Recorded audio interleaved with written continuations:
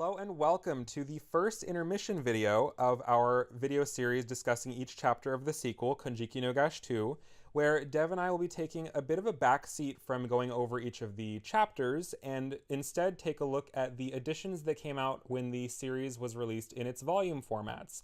Because the way the sequel release works is on a mostly monthly basis, the single chapters are released digitally. And then once 5 or 6 chapters have come out, they then get collected into volume formats, which then get released as ebooks, but also get printed physically. And with these volume editions comes, new cover art, back cover illustration, and Raikou also likes to include bonus comics at the end of each volume.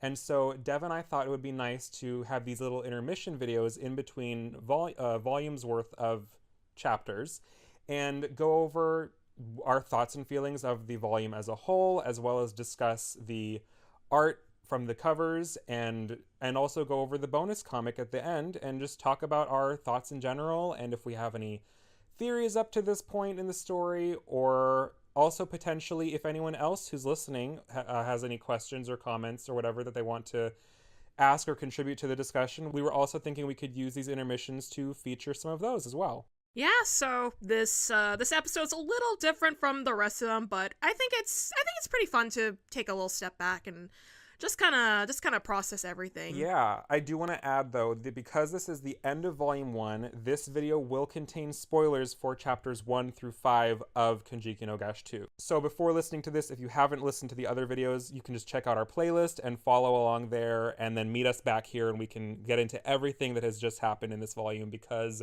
holy cow, so much has happened, and I have thoughts and theories that I want to bring up, so... And I want to hear those thoughts and theories. So, we got a lot to cover, even though this is, a little bit different from the rest of them. We're not actually talking about a full chapter. Still a lot to talk about.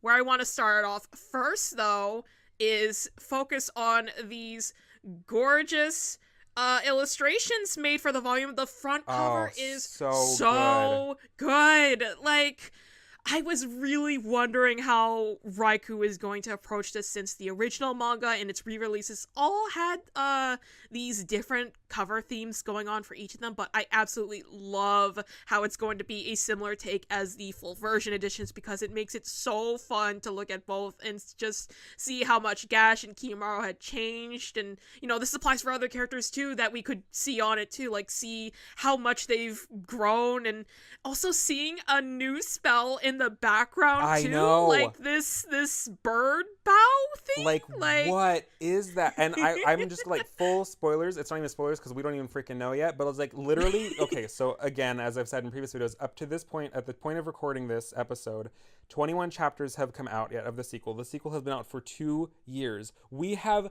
no idea what this spell in the background is. We have not seen it.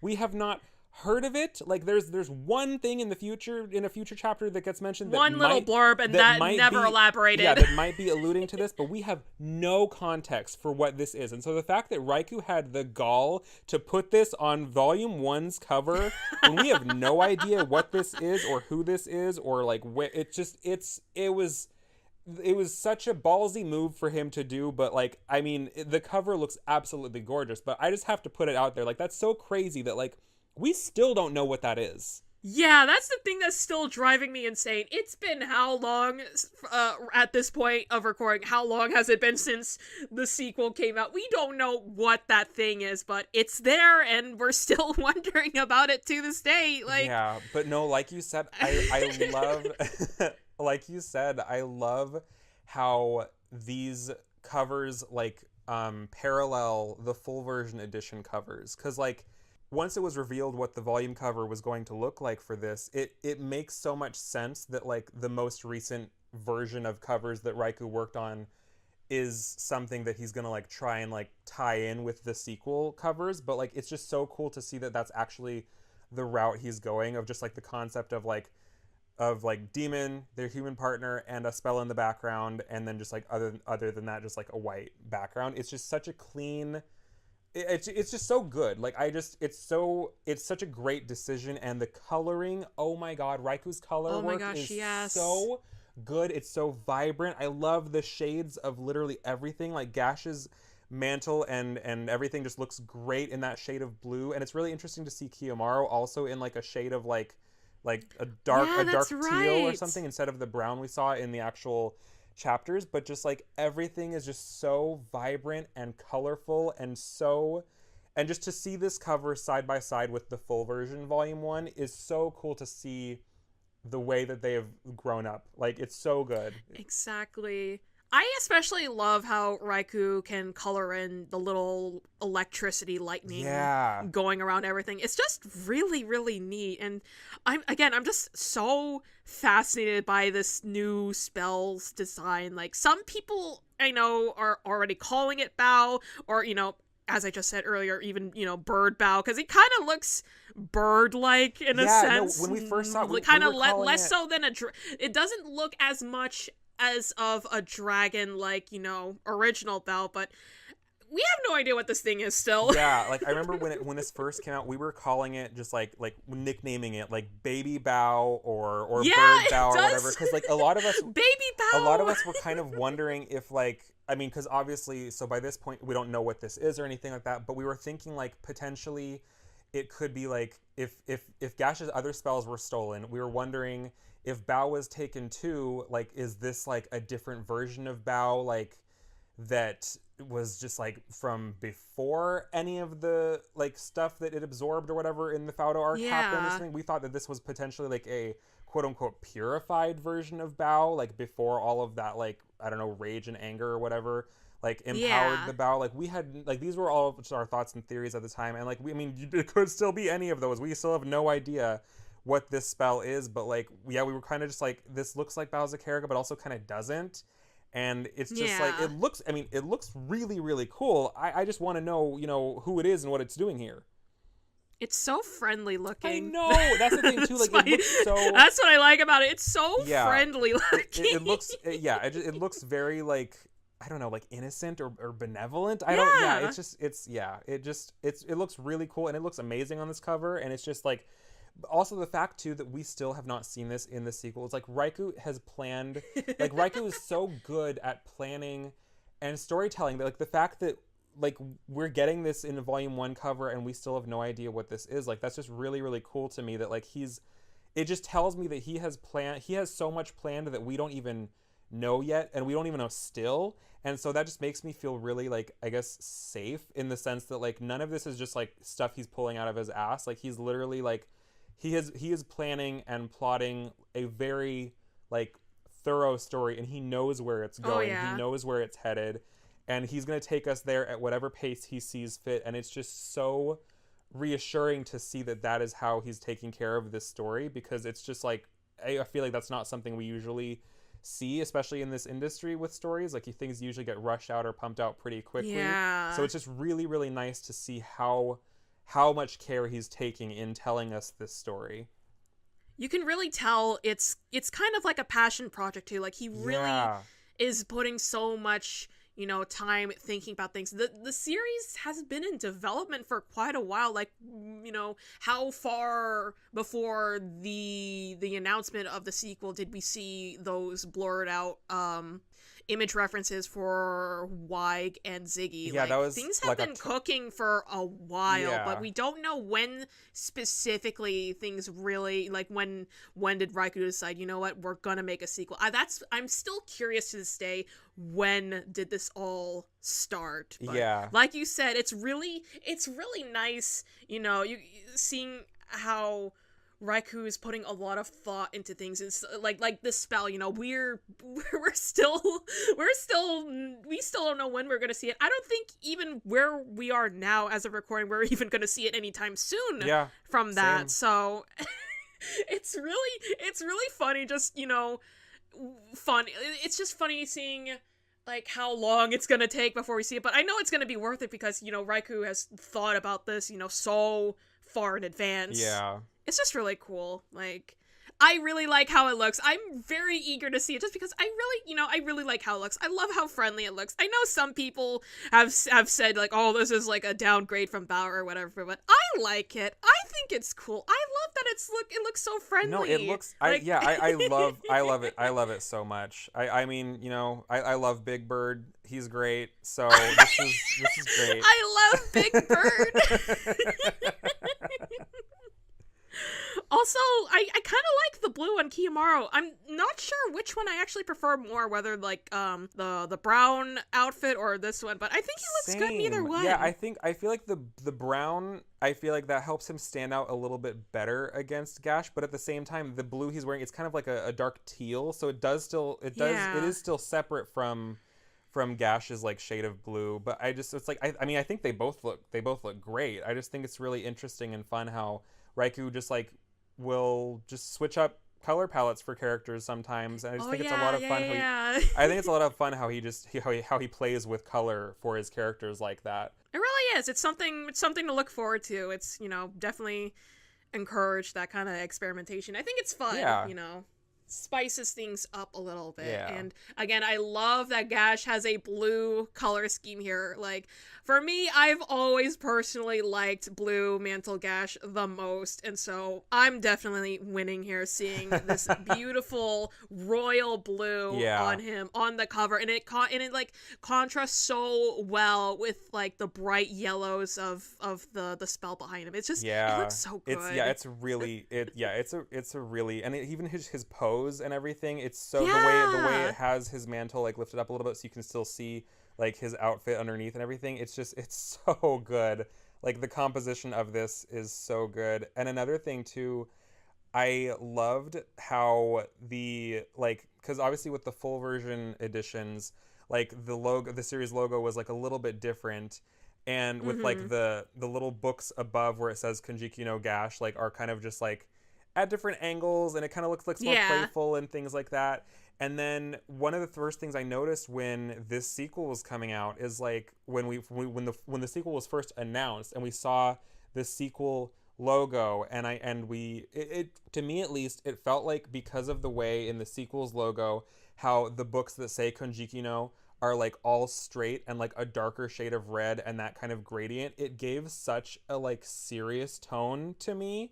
The books are straightened out, shit's gonna get real. No, literally, and like the way, so it's like seeing the two covers side by side, it's kind of like, I mean, obviously there's still a lot of serious things that happen in the original series too, but like I feel like presentation-wise, the original series does have a kind of like levity, lightheartedness to it, at least in the covers, and so the fact that the sequel kind of changes that, it's like, it just really, the fact that Raikou was able to find a way in just the logo's design to convey that the tone is darker for the sequel, I just thought that was like really, really cool, and it just looks so good on the cover.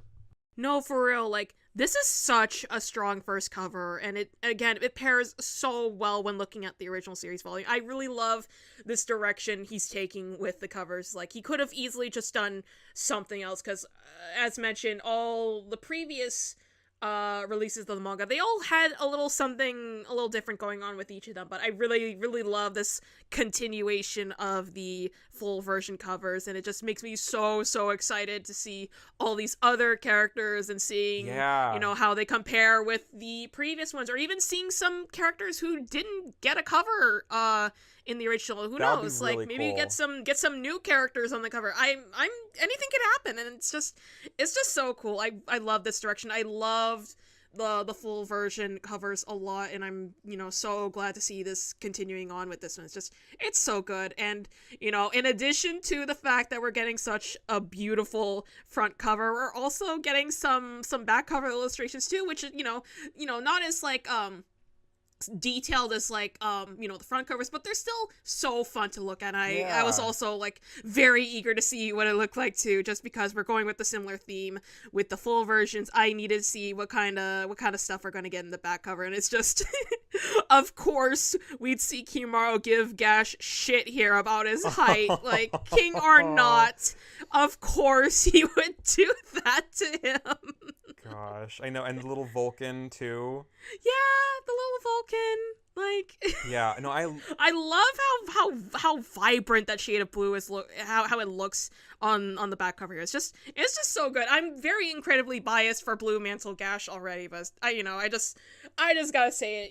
It's so cool. I really love it. Yeah, I love that touch of when the full version editions were first coming out in print, and we saw that there were going to be back cover illustrations like that of just like little slice of life moments with them, and the way it's colored too is just different from Raiku's typical style, and it's just such a nice thing to have on the back of these covers. Like, they all look really, really cool, and so the fact that we get these for the sequel as well, like, it's just really, really exciting. And like, it's just, I mean, I can't say enough how much I love getting to see the characters in whatever situations Raiku's like drawing them in and everything. It looks so nice, and the fact that this is all like available in a print edition of the volume, it's just so cool.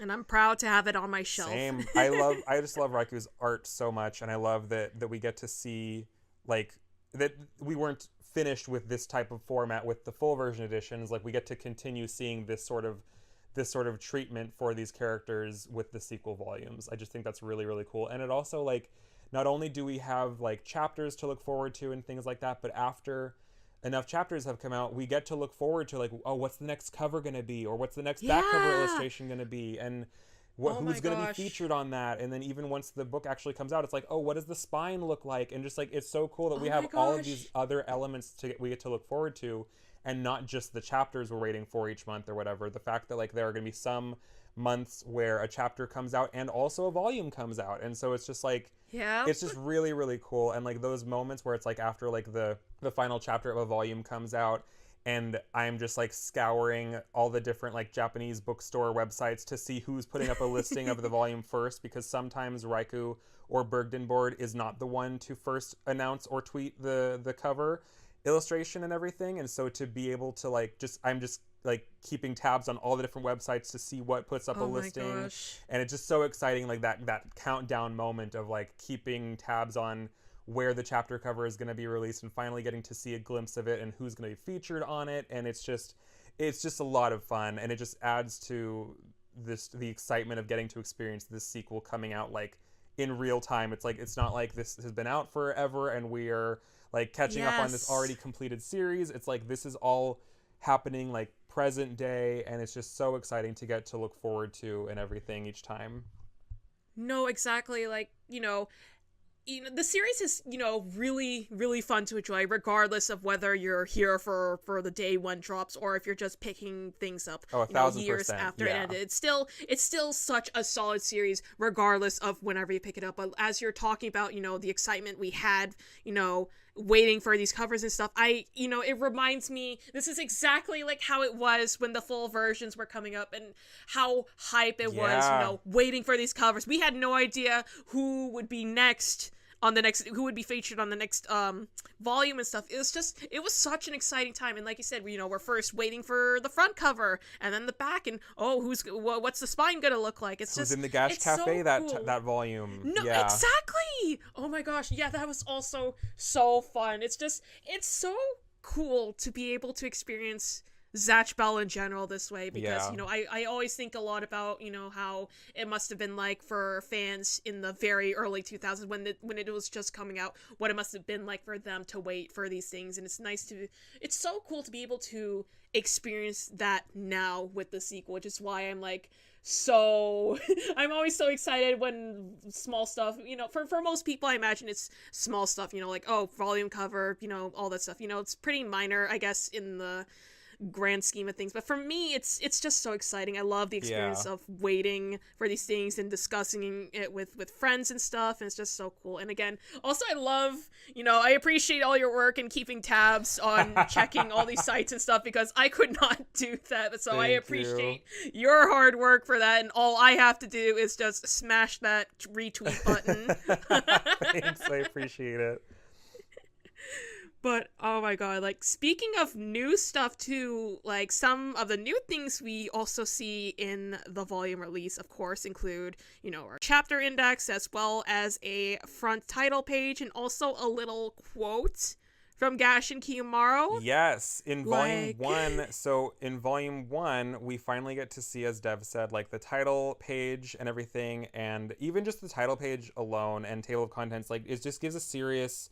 Again, it establishes the serious tone of the series. Like the title page, the inside cover title page is just a black page with the white spellbook symbol. Like that is just, I don't know, just something about seeing it that way was so like, I just wasn't expecting. God, it's yes. just, it's so like, I don't know, like empty, I guess is the only way I can like think of how to describe it, and not in a bad way. Like it looks fantastic, especially like the presentation of it is gorgeous, but just the fact that like from the original series or whatever, we're used to like the inside cover pages of being like an illustration or something fun or things like that, and the fact that it's just like boom, black, and then the white spellbook symbol, and then it goes into the table of contents and everything.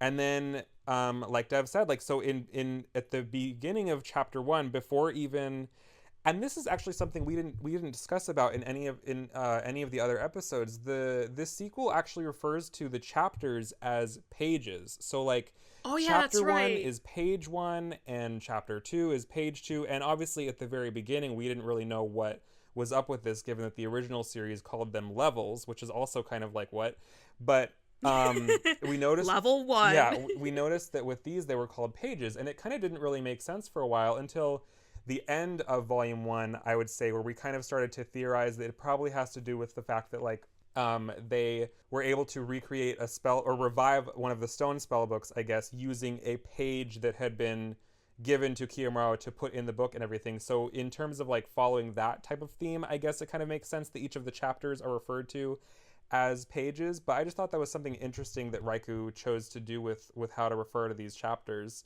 And so in the volume 1 edition of chapter 1, before the chapter 1 cover page, there was actually a brand new page inserted into the story, which is what Dev is referring to. And why don't you go ahead and talk a little bit about that page? Oh, I sure can talk a little bit about that page. Like, the very first page you see at the start of each volume it's extremely interesting to me, because as you were touching on it, it's such a huge tonal shift in comparison to the very first pages we see in the volumes for the original series, where instead of starting off with an illustration depicting the volume's most significant characters, usually showing the circumstances of how they met or something else, we're literally just met with this mostly solid black page with just the spellbook symbol being front and center. Like, I know, it's a lot more simple in comparison to a full illustration. You can easily just see it like that and nothing more. But to me, this always felt more mysterious or almost ominous, honestly. Like, as we're just starting to get into the series, we have no idea what has happened to anyone or even where anyone is. Like, we really transition from these illustrations that tell us something about all these characters to being given absolutely no clues what's going on or what's even in store for anyone. It's so simple, but it really sets the tone of the sequel, I feel like. Yeah. I'm always overanalyzing a lot of minor stuff, but I'm just intrigued by it. It just fits. Yeah. Given the whole tone of the sequel in general, how this, the stakes are significantly higher. Shit is bad in the demon world. All this stuff. It works, honestly. Yeah. And on this page, we also see some white text over a black, solid black background again, and it's this promise that was made between Gash and Kiyomaru. Like, this is something we didn't see in the original series. They never said this in the original series. Yeah, and this wasn't even in the single, like, this is what I said, like, this wasn't even in the single chapter release of chapter 1, so it's, like, brand new. When volume 1 came out, I remember when I downloaded the ebook, I looked at it, and I was just going to see what else was added in, and I was like, wait, this is a new page? And then I remember it was like late at night or something, because I think I wasn't originally going to buy the ebook, because I was like, well, I bought the physical book, but then I was like, well, no, I want to see what is inside, so then I bought the ebook instead, and it was late one night or whatever, and then you were the only one who was up, and so we were DMing, and we were like losing our minds over this page, because this was not in the single chapter release of chapter 1. Like, this was something that was added to the sequel, and it adds so much context to, like, the volume 1 as a whole. I feel like the fact that, like, Gash makes this promise to Kiyomaru of like, when we meet again, we'll have grown into adults who can face each other with our heads held high. And just the fact that the sequel in its entirety begins with that promise being made is just like, it's so good. It's so cool. It's such a strong quote, too. Like, I so badly need to see when did they tell each other this. Like, yeah, like, was this just it's something... such a fun surprise. Yeah, like, was this just something that Gash is just, like, saying to himself as he's thinking of Kiyomaru? Or was he, like, literally saying it to Kiyomaru and it was some, like, conversation they had or something like that before he left? Like, we have no idea, but it's just so special that, like, the sequel starts off with, like, this... just it's a plain black page but just white text, and you can just tell that it's like a promise from Gash to Kiyomaru. I love it so much. It's so good.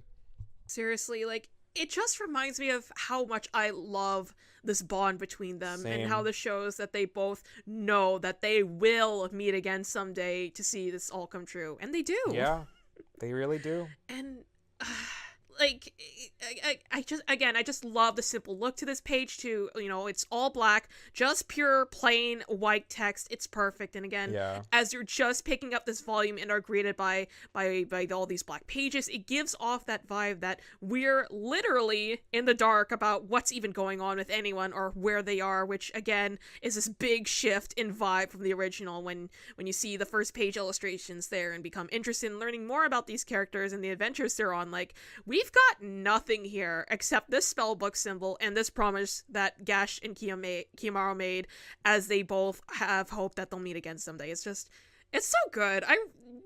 These are so simple, and again, I could just be, overanalyzing things, but I think that's what we're here for, okay? Exactly. It's just so good. I really love it. Yeah. Great additions so far. No, same. And speaking of new editions, we've also got a bonus chapter to briefly go over here.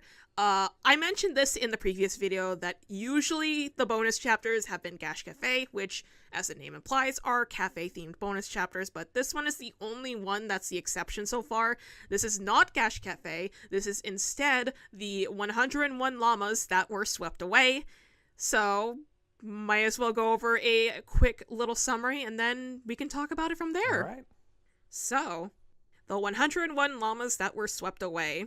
Kiyomaru sat on the sofa beside Rania, the little girl from Chapter 3 that had wanted Kiyomaru to read her a story, and he is holding that book with him now, the 101 llamas that were swept away.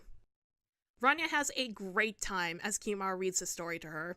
Once he finishes the book, he comments about how it's depressing as 101 llamas do get swept away in a river, but Rania tells him that it's the best and that Kiyomaru is so funny when he reads it. He asks her if she still wants to keep reading it and asks how many times she's heard the story today. She tells him a whole lot. He asks her what she's learned from the book and urges her to try counting, as she'd have to have counted to 101 repeatedly by this point, given how many times she'd read the story. And this concludes Volume 1's bonus chapter. Wow. So... I have nothing to say. And that's the end of the video. Thanks for watching. We'll see you in Volume 2. Like, honestly, the only thing I can think of about it, I mean, I think it's sweet that he's spending that time with her and reading her that story and everything, and it's implied that he's done it several times with her, but like, beyond that, like, there's not really much to say, it's just this is... Yeah, okay. I get what you mean. Yeah. The 101 llamas do get swept away. Yeah, I never... We certainly saw that. I never went back to fact check this, but I'm pretty sure... I have read Raiku's other series, Dobutsu no Kuni, which is also Animal Land, and then Vector Ball as well, and I'm pretty sure that the 101 llamas getting swept away or whatever was like something that happened a couple of times in Animal Land, so I think that's like a reference or I guess callback to something about Animal Land, but I didn't care enough to go back and check. I just thought I think it's kind of neat that Raiku did that, because I mean his other series do have nods to Konjiki no Gash and everything, so I think it's cool that there's still that like reference or acknowledgement there. But I mean, aside from that, there was nothing really to say about this bonus comic. Yeah, to be honest, I really wasn't expecting a Gash Cafe to happen so soon anyways, or at all, I guess, you know. Yeah, that's true, at all. He could have, just gone with something else, overall, but I will say, I kind of like this dynamic with Rania and Kiyomaru, the way that, same. yeah, he clearly doesn't like this book himself, but he still keeps reading it to her anyways. Like, I think of all the kids, she's probably his favorite. That's pretty much my take on this, but, super simple, pretty goofy, but I'm already excited for the return of Gash Cafe in Volume 2. That one's going to be more fun to talk about than this one. Oh, yeah, definitely. Like, I feel like, I think, if I remember right, what I was expecting, or not expecting, but, like, what I kind of was thinking potentially could have happened or whatever was it would have been more in the vein of the bonus comics we would get at the end of the original print editions of the original series, where it's like Raikou would just be talking about like something about himself or something behind the scenes. Oh yeah, that's right. Because he would do those things or like share character designs or things like that. And like, because I was thinking back to like when Raikou was teasing that he was working on something, we saw like blurred out images of what we now know as Ziggy, but it's like we never have seen that art or that illustration of Ziggy that he was using for reference. And so I was kind of thinking, I was like, oh, maybe he'll talk a little bit about creating the sequel, or he'll show us that illustration of Ziggy or something like that. I wasn't really expecting just a random like, hey, here's that storybook that Rania wanted Kiyomaru to read to her, which is, I mean, again, like I don't hate it, but it's just like there's not much like, I guess, substance to it. But yeah, I mean, it definitely caught me by surprise, I guess. No, like I completely forgot about how in the original series the bonus chapter thingies at the end was literally Raikou's whole corner for himself, where he just talks about whatever's going on with him and stuff like that. And I guess if you want to know what's going on with him now, you can follow him on Twitter. But I kind of missed that. Like you said, it would have been cool for him to I guess, mention the planning behind the sequel. So I remember that's kind of what he did for Volume 1 of the original series, where he shows off these concept sketches of Gash, Kiyomaru, and Suzume, and it's just that kind of would have been like a cool little thing to include in this one. Yeah, but I also understand him wanting to take the more, I guess, like quote unquote polished approach to releasing it, because like this is still kind of meant to be in a similar vein to the full version editions. So it's like I guess I can see from that perspective that he wouldn't want to have something so like, I don't know, casual or conversational at the end of the volume, and he wants it to keep more like the presentation of like, this is the book, these are the chapters, or things like that. So it's like, I get it, but it's like, I just feel like we don't really get to see that like behind the scenes stuff from him anymore. It's like, we see when we can see tweets and things that he makes, but I feel like we really don't get much of an insight into the creative process from him anymore. And I love him as a creator, so I would just love to be able to see that insight and see what it has been like to work on the sequel. But llamas are cool too. The way he sounded depressed about the llamas.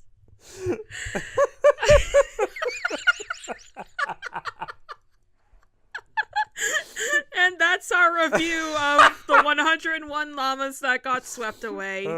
Anyways, overall volume impressions. Let's get right into that. Okay. What'd you think? How you feeling? For me, I overall thought this volume was a pretty solid start to the sequel. Like, we got so much action and crazy stuff happening through and through. It was really fun to be able to revisit each of these chapters for this video series, and it certainly was crazy to have been able to be right there when each of these chapters had first dropped. Literally to the minute. I know, like the minute, the minute those chapters come out, we download them. Like it's such a fun, those mornings are so chaotic. It's like 10 minutes left, 9 minutes left, 5 minutes, like literally not exaggerating, down to the minute we wait for those chapters to come out. And the second it is midnight in Japan, we download them, and it is so exciting every time. Oh my god, yeah, like it's so cool. I don't do this for literally any other series. It's only for Zatch Bell that I'm up at the crack of dawn waiting it's to like 8 a.m. buy the chest. It's not the crack of dawn. It's 8 or 7. Well, sometimes it's 7 a.m., okay? The crack of 7 a.m. The crack of 7. Leave me alone. I want to snooze. Anyways, it's fun when that happens, and, I know I can always read the chapter at any time, a more convenient time when I'm naturally awake, not up at the crack of 8 a.m. or whatever. But it's so incredibly fun still to be one of the first to read it as soon as it officially comes out. Like, I'm setting those alarms each month to get up and read it and react to it with others. It's just... And it's such a fun experience. And with the original series, again, I always wondered what it must have been like for people to experience the series as it was coming out with no clue what's in store for later. And so to be able to have that kind of experience for myself, again, is seriously so much fun. Yeah. I will say, though, I'm already noticing how much of a different experience it is from reading the chapters as soon as they come out and waiting for the next one to having access to all of Volume 1 right now. I've seen a good handful of people complain about the monthly release schedule, but I seriously have no issues with it at all. Like, first of all, Raikou throughout the original series frequently talks about his stress and the sort of his health problems and the sort of time schedule he was on to get these things done, and it really has taken a toll on his overall health. Like, he created the series, the original series, in his mid-20s. Yeah, he which was like is pretty young. Yeah, he was like 26, I think, when Gash. Oh my goodness. When Gash started. Like, he was only a year older than me when he made Zatch Bell. Like, I'm so glad at least that since starting his own company, Berkton Board, he's had a little more freedom when it comes to turnaround time, as well as some extra help in creating the chapters. So I'm really happy to wait as long as it takes, because his health matters way more than my eagerness for another chapter. But also for me, these pauses are really nice too, because it allows for us to process what had just happened, plenty of time to discuss things in depth and so on. But it's so interesting to compare thoughts on things that happened from when we were first waiting for the chapters to just having it all at once, because while we're waiting for them, it feels like there's a much longer time between events happening in the actual volume. Like, for example, it took us around 4 months before we saw Gash again, but as you read the chapters altogether, he shows up pretty quickly since he was reintroduced in chapter 4. So I just think it's pretty interesting how it already sort of feels like a different experience revisiting everything for these videos versus when we were still waiting for individual chapters. No, it really is interesting, because, like, I mean, I've experienced with this with other manga series too. I mean, pretty much any manga series that like has like weekly chapter releases or whatever, if you're in the middle of like a big battle arc or something like that, that can take the course of like months, and it really messes up with the pacing, because like if all the chapters have already come out and you're reading it, then it's a very fluid and consistent pace throughout a like very quick or intense battle or whatever. But it's like when you're reading it by release date, even if you're reading a weekly series or whatever, the release schedule of the chapter does really impact how you perceive the events and everything that you're reading, and it gives it a different feel. And it's like, you have to keep in mind that the intended feeling of the pacing of everything is reading them all consecutively in order. It's like the creator is creating the story with the intent that you are reading it like one after the other, and they're not necessarily making it catered to that monthly or weekly or whatever release format. And so it's like, when we're reading these chapters back to back like this, it's like, this is how the story is meant to flow. Like, and it's definitely, it really is a different experience, especially with this series specifically, and not any other like series like weekly or whatever. It's really interesting to see what the pace of the sequel has been so far, because like, yeah, like you said, like it took like a 4 months real time for us to like get to see Gash again. And even then it was only a glimpse of him at the very end of the chapter. We didn't really see him until chapter 5, but like all of this happens in just volume 1. It's like I can just go to, like, if I were in Japan, I could just go to a store, pick up the volume, like, you know, read the volume, and by the end of the volume I've already seen like Gash reunited with Kiyomaru and all that stuff. And so it's just really crazy to think about it, how different the pacing feels when you're reading those monthly releases compared to when you're actually reading it like as the author intended, like reading them one after the other. And it's just really, really interesting to see how much of a difference, like you can feel it when you're reading the chapters at those different paces. It's crazy.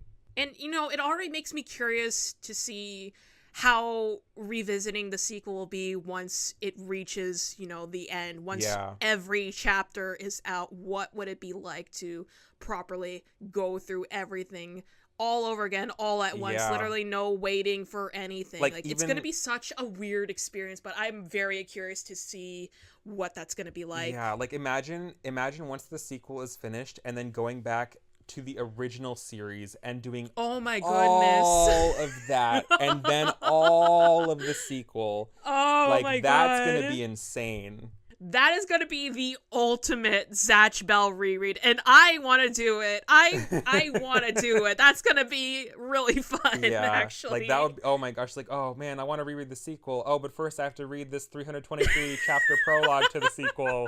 The prologue!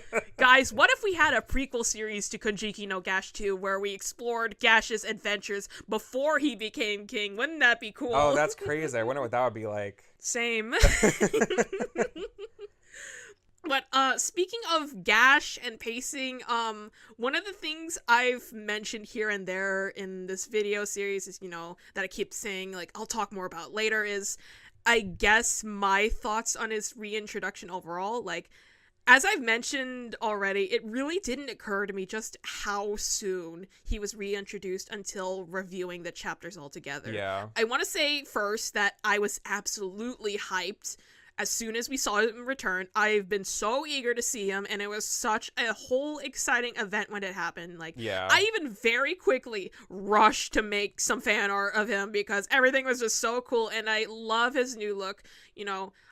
Totally cool if people feel different about this from me, but I feel like it would have been a little more interesting if we had kept up this whole mystery about him, about what happened to him going for a little while longer. Agree. Like, I feel like that could have made for a very interesting story arc where, you know, maybe Kiyomaru and everyone are trying to piece together the whole story behind what had happened to Gash and whether he was still alive or not. And minor spoilers, but as we see later on, we'll be meeting some more returning characters who we find out were all under this impression that Gash was killed, but don't seem to know what had happened to him specifically, as they weren't there to see it happen. And so that's why I think it would have been a little more interesting if we kept his current status a bit of a mystery, because we could then see more characters try to work together, maybe finding clues and piecing things together to find out what happened to him. And we could see Kiyomaru being, of course, the one who's most invested in finding him again. But you can also definitely imagine probably how devastating it would be for him to have all this hope that Gash has to be alive somewhere, only to find out that it actually was true, that he did die or something. Like, I just think that it would have been another cool direction to have gone in, basically.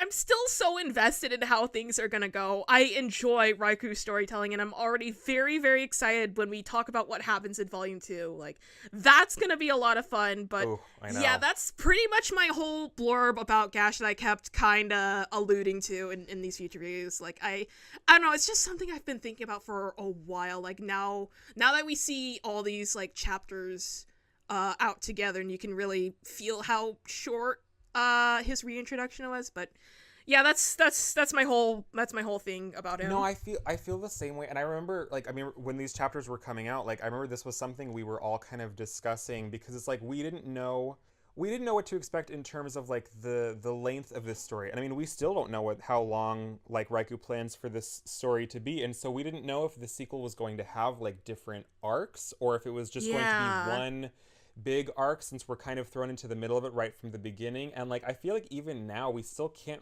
really tell, but it also does kind of still seem like it's mainly probably just going to be this one big arc or something. We're not really sure, basically. But I remember at this early on in the sequel's existence, we were kind of I remember I was kind of wondering if like, well, actually this also goes back to Kiyomaru as well, because before the end of chapter 1, I was under the impression of like, oh, okay, the sequel is going to be about Zelly and Olmo, and they're going to try and find Kiyomaru and, you know, find where he is and things like that. But then it was like, oh, no, he's here at the end of chapter 1. And then so I was like, oh, okay, so then I my thoughts were changing to like, oh, maybe it's like Kiyomaru and Zelly and Olmo and Mippy and Zara are going to be together for a while and try to find out what happened to Gash, or how to get Gash back, or things like that. But then it kind of became a thing of like, oh no, here he is at the end of chapter 4, which is, again, like as you said, like I love that he's back, and I've loved everything we've seen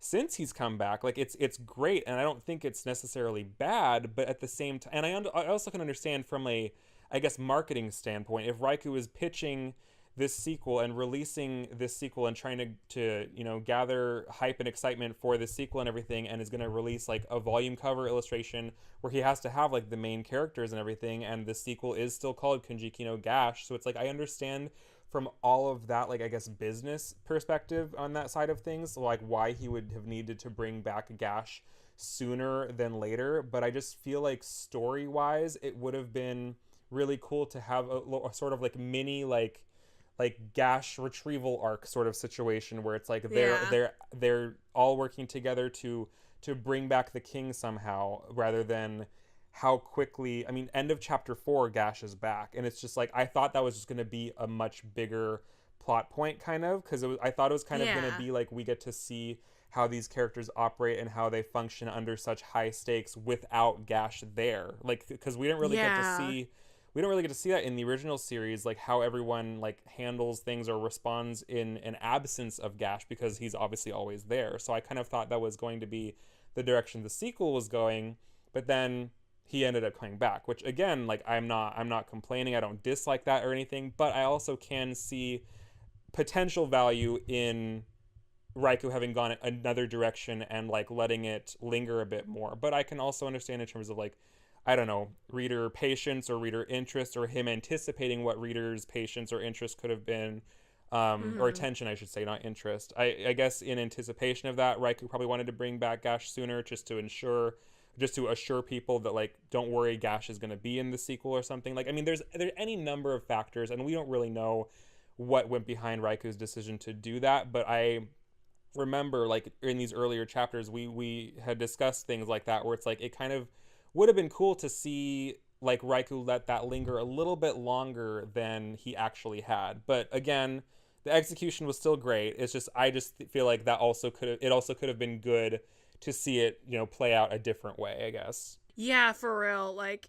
it's, I don't know. I think I just like the idea of a good mystery like that. Yeah. And it's like the perfect circumstances for that. Again, I'm still very eager to see what Raikou does with his story, and you know, like, the whole battle sequence and stuff we saw with Gash and Kiyomaru, and like how volume 1 ended is all so hype, so cool. We saw a lot of cool stuff happening there. But yeah, that was just one of the things I feel like it was worth bringing up now that we're in intermission mode. I feel like this is the best time to talk about it, since, you know, Gash is back and we're having a little pause before we focus on other things going on in volume 2. Yeah, so I mean, that's my onion on Gash. Cool. Yeah, I mean, even like that, I guess, criticism doesn't sound right, but even that, those I guess thoughts or feelings we have on that aside, similarly to you, I loved volume 1. Like, I thought it was so solid, especially the way chapter 5 ends with like the title page. It really wraps up the first 5 chapters as like a prologue of sorts for it's getting so much stuff it's setting up so many things for what's to come. And I thought it was really cool the way Raikou waits until the end of chapter 5 to like bring in the series title like in the actual pages of the chapter. I don't know, I just thought that was a really cool touch, and the way it makes chapters 1 through 5 feel like a prologue, as I said. It's just like you can tell some exciting things are getting set. Like if all of that just happened in the first 5 chapters, like what ride are we in store for? So I just thought volume 1 was like just a great way of setting everything up, introducing us to new characters, so many new concepts. Like volume 1 is such a solid start to whatever journey we have embarked upon, basically. I loved volume 1. Oh yeah. We're on this journey for a while. I hope it goes on for a while too. It's hard to tell even where we are right now, like how much is left in a sense. Like what does Raikou have? Because like you said, it's like, I don't even know what you call the arc we're in right now. Yeah, that's the thing. It's like, I can't tell if this sequel is just going to be like one, because again, like we mentioned back in probably like episode 1, I feel like this whole arc we're in currently, or I guess this whole story we're in currently, feels like final arc territory. It's like final arc level stakes of like everything like that. And so it's like, in a lot of ways, I kind of just feel like the sequel is going to be just this one big arc, because like we're already thrown right into the middle of it. And so it's like I've wondered if it's going to be like, I guess initially I thought it was going to be just like a, I don't know, 5, 6, maybe 10 volume like series, kind of just like a quick like, hey, here's a quick sequel, like everyone's back or whatever. But it's like the more we get into these chapters, it just feels like there's so many underlying things going on that we still have no clear picture on at all. And so I honestly at this current point, the number of volumes I could potentially see this being is like maybe like 12 to 16 or something, not too long, but that's still years worth of chapters coming out. Like I feel like that's so crazy to think about, years worth of chapters, years worth of us, just getting hyped for every single chapter. And I'm glad for years worth of Zatch Bell content, because we've been in a drought. Before 2017, that was the drought. Yeah. And we're flooded with stuff. So believe me, I'm not complaining about years worth of stuff, because like I've seriously been enjoying the whole experience of the sequel and being able to talk about it with people and react to things as it's happening. I really want to enjoy the ride as long as possible. That is so funny to think about, years worth of stuff. Like, oh my goodness. Yeah, but yeah, like I don't at this point I don't see it being too short anymore, just because of how big the stakes are. I don't see it getting wrapped up super quickly, and at the same time I don't see it, just given in terms of like the release schedule and things like that, I don't necessarily see Raikou doing this for like that many years. I don't think we're gonna reach like volume 20's territory or something like that. Like I feel like I don't know, between like 12 to 16, I can see the sequel being, because I mean a lot is happening already in just volume 1. So it's like I feel like a lot of territory can still be covered in that amount of volumes. I mean, this is, at the end of the day, this is all just arbitrary guesses based on nothing, because he isn't obviously sharing how long he wants the sequel to be. But I can see this sequel being probably somewhere in like the mid to early teens or something, in terms of volume count. But I mean, it ultimately doesn't matter, because like I'm here for the whole ride either way. It's fun to think about. It's fun to think about how long this sequel is like planning on being, because like we have no idea. No, for real, because like as I'm thinking about now, we're minor spoilers, we're still in the middle of trying to recruit characters and stuff. So it's like we're not even close to getting prepared for the final battle or anything. We're not close to that. Like, we have a lot to cover. There's so much stuff being set up behind the scenes, and or at least mentioned behind the scenes. And like you said, I could definitely see the sequel ending up, having volumes into, the mid-teens or something. Like, that's so crazy to think about. I really was, thinking as when you first brought up, thinking the sequel's, going to be like 10, 11 volumes, something around that. Because, I think, that would have been fine, but I feel like we're in for a lot more. And again, I'm in this ride all the way to the very end. Yeah. Like, I want to cover every single chapter to the final one. Yeah, same. It's just so good. Like, I really enjoy. I've been really enjoying the sequel so far. It's just, yeah, same. It's just so good. So even though we're only one volume in, did you at this point have any theories about anything, or do you have any theories now about anything with volume 1's chapters? I think the only thing I'm thinking about is because, you mentioned a lot about, you think, how Ziggy has to come back in some capacity. Mm-hmm. Like I'm thinking about him a lot. I feel like he's way more important than how he's presented. Like there's things about him I've been thinking a lot of. Like specifically, I like one of the things I've been thinking about is how did he get that spell bottle, that Cherish's spell bottle, because he wasn't there when seeing Cherish's orb thing get sucked out by that monster thing, and it's like, how did he get a hold of it? It's just, he, and in the way that Weig refers to him directly. Yeah. Like, you thought you could deceive me, Ziggy. Like, do you know each other in some way that we haven't seen yet? Like, what is going on? Ziggy is such a fascinating character. We've only seen him just for a little bit, and the way that he knows Gash too was like, what's going on here with him? It's so fascinating. Yeah, here I go, because I have thoughts and theories about Ziggy. Okay, so, and I'm here for it.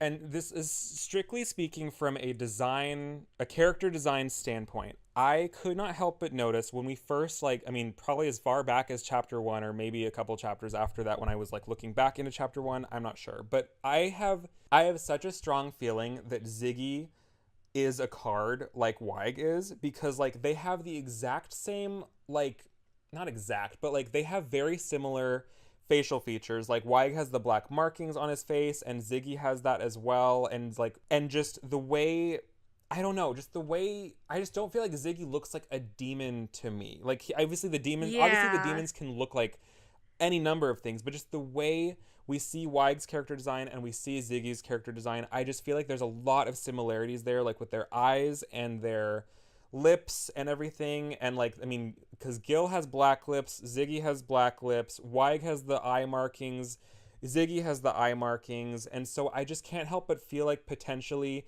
and the way you pointed out too, how Weig is you thought you could deceive me, Ziggy, so it's it really feels like Ziggy used to be a card or something like that, and he defected, or he became a traitor, or he was always working for or with Gash or something like that. There's something there. I just can't. I just it's so hard for me to believe that Raikou would come up with such a very unique and thorough character design for Ziggy just to have him be killed off in the first chapter. I feel like you said, I feel like there's so much more significance to his character, and honestly, this ties into, I don't really think he's dead. I think he only, what I think happened here is because when Zelly and Olmo and Mippy were teleported to the human world, since Ziggy was sliced up because of Weig's attack and everything, I feel like because only part of Ziggy came back with them to the human world, I feel like that is why he seems dead or something, because his whole body isn't there. Because obviously in the demon world, Ziggy's arm is still able to type on the teleportation device and send them to so he's still able to function, and he's speaking to Weig as his body's on the floor and everything, so it's he's still able to function. So I think what happened is, because Ziggy was separated from part of his body when Zelly and the kids went to the human world, that is why Ziggy's body quote unquote died, basically, because he's separated from the rest of his body. And I feel like if they find some way to to bring him back to the demon world or something like that. I can't help but feel like we have not seen the last of Ziggy. I don't think he's dead, or I don't think this death is going to stick necessarily. I really feel like we're going to see him again, and he's going to come back somehow or something. And this doesn't even touch on, sorry, I'm rambling. This doesn't even touch. No, I really enjoy this. No, this is my same thoughts. I really enjoy this. Thanks. This doesn't even touch on the element of Ziggy's character design, of like this mask thing he has, like this metal mask that's shielding one side of his face. And I don't know if this is just me reaching, but it was one thing I noticed for sure from the get-go in terms of character design similarities, because it's the exact same side of Olmo's face that is like scarred or burned or whatever. And I just thought that was really interesting how Olmo and Ziggy both seem to have been like either injured or something on that side of their face. And like we have no answers for any of this, but I can't help but feel like these are all somehow connected. Like, did Olmo go through whatever Ziggy went through that caused him to have that mask on his face? Like, I have no idea if there's any like credibility or foundation to a theory like that, but I can't help but notice these similarities in these character designs of these characters that we know nothing about. Like, we don't really know much of their backstory, so it's like, how are they connected? How do they know each other? What happened, if anything even did happen? Or maybe Olmo was just born like that. Like, we don't really know anything like that. And so I can't help but notice all of these character design similarities with all of them. And I feel like that's one of my, I feel like I only pretty much have two main theories for volume 1's worth of chapters, and that was one of the big ones. I really feel like Ziggy used to be a card or something, and I feel like we're gonna see him again.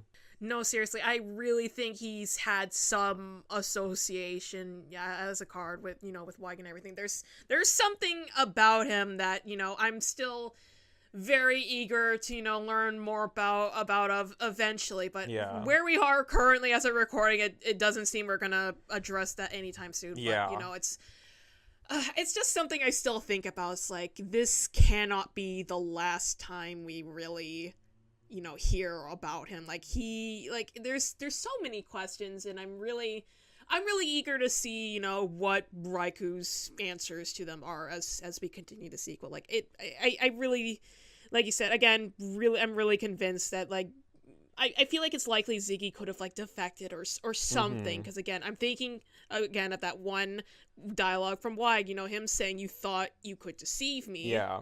And he knows him by name. Like, he, like, fully... Yeah, he knows him by name. Like, there's no reason he'd give a shit to learn about the names of the kids. Like, he knows Ziggy. Yeah. He didn't even know, Kiyomaru, the king's partner. He didn't recognize him at all. So the fact that, like, he knows Ziggy specifically is... It's indicating something that we just don't have the answers for currently, and we don't know when we'll get those answers as of recording. So that is another Zatch Bell mystery. Do you want to hear my other theory? I would love to hear your other theory. Okay. Thank you. I mentioned this in an earlier episode. I don't remember which one. But from the get-go, literally from her introduction, I am theorizing that Zara is going to become Zelly's bookkeeper. Oh my god, yes. I just, again, like, I feel like Zara's design, like, in terms of, because it's not just the character design, but just the fact that, like, the fact that Raiku, like, created this character and put so much thought into her design tells me as a reader, I just feel like that means that, like, she's important in some way, which obviously we later do find out that she's Kiyomaru's assistant. So it's like, okay, she matters to the story in the sense that we're going to see her a lot and things like that. So it makes sense that he gave us this, like, full panel shot of her when Zelly first meets her. So it's like, that all makes sense why we're seeing her like this, because we are going to see a lot of her in the other chapters. So, but I feel like she's going to be more than just Kiyomaru's assistant, because, like, the way she is just immediately becomes a sort of caretaker, guardian of Zelly and the kids as, like, they're in the ruins and things like that. I can't help but feel like, and especially to the fact that we see that Zelly has a spell. So this means that Raiku has thought up a spell name for Zelly, and she has a hand pose and everything for it. So, like, he knows what this spell Beriru does. And so we have a new demon who is capable of using spells, who has a new spell we've never seen before, never heard of before, and then a new character who is introduced who has ties to Kiyomaru, who is involved in this story, involved with the demons and things like that. And now by the end of Volume 1, we see that Gash is back. So Kiyomaru can't be like Zelly's bookkeeper or anything like that, like we both thought for a second was going to happen in Chapter 4? Was that Chapter 4? Yeah, I think it was 4, yeah. So it's like we potentially thought that he was going to be like Zelly's bookkeeper for a sec or something, which also would have tied into if they had to like go and find Gash or something. That would have made sense as well, that he would have been Zelly's bookkeeper for a little bit. So that would have all tied into that. But since that's not the route that happened, like this means this, and so Kiyomaru is Gash's bookkeeper once again, or I guess he never stopped being Gash's bookkeeper. And so this still leaves a brand new demon who has a spell that we don't know about, and then a brand new character, a human character in the story who like is involved in this demon stuff, but also like was never a bookkeeper herself. And so I just can't help but feel like Zara and Zelly are being set up and introduced in this sequel to eventually become like a bookkeeper and demon pairing. I feel it in my bones that is what Raikou is setting up. Like, especially the way Zelly first meets Zara in Egypt is, I mean, I know she's looking for Kiyomaru, but like it feels very reminiscent of all of the fateful encounters the demons had with their bookkeepers in the original series.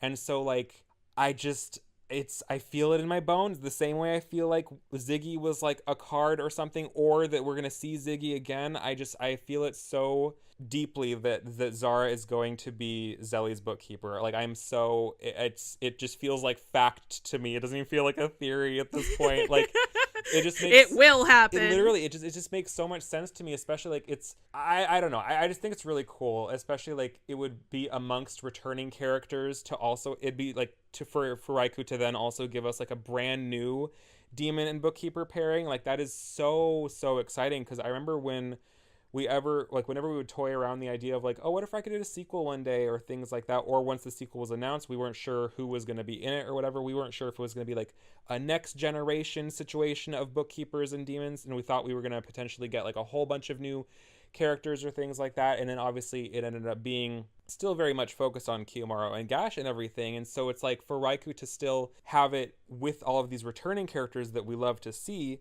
for him to also still be able to weave in like a new bookkeeper and demon pairing that we'd never gotten before in the original series or something. I just think that would be so cool. And it would be even cooler if that does end up happening, that like imagine Zelly and Zara being on their own volume would just be absolutely gorgeous. And I really feel like anytime I see Zelly and Zara interacting, like Zara is just being such a guardian and caretaker for Zelly, even though Zara seemed kind of like standoffish or uninterested in the very beginning when they first met. Like as soon as Kiyomaru got involved in everything, like you really see Zara step in and be this sort of caretaker guardian for Zelly, and it just screams the bookkeeper demon like sibling guardian like dynamic that we know from the original series. I feel it.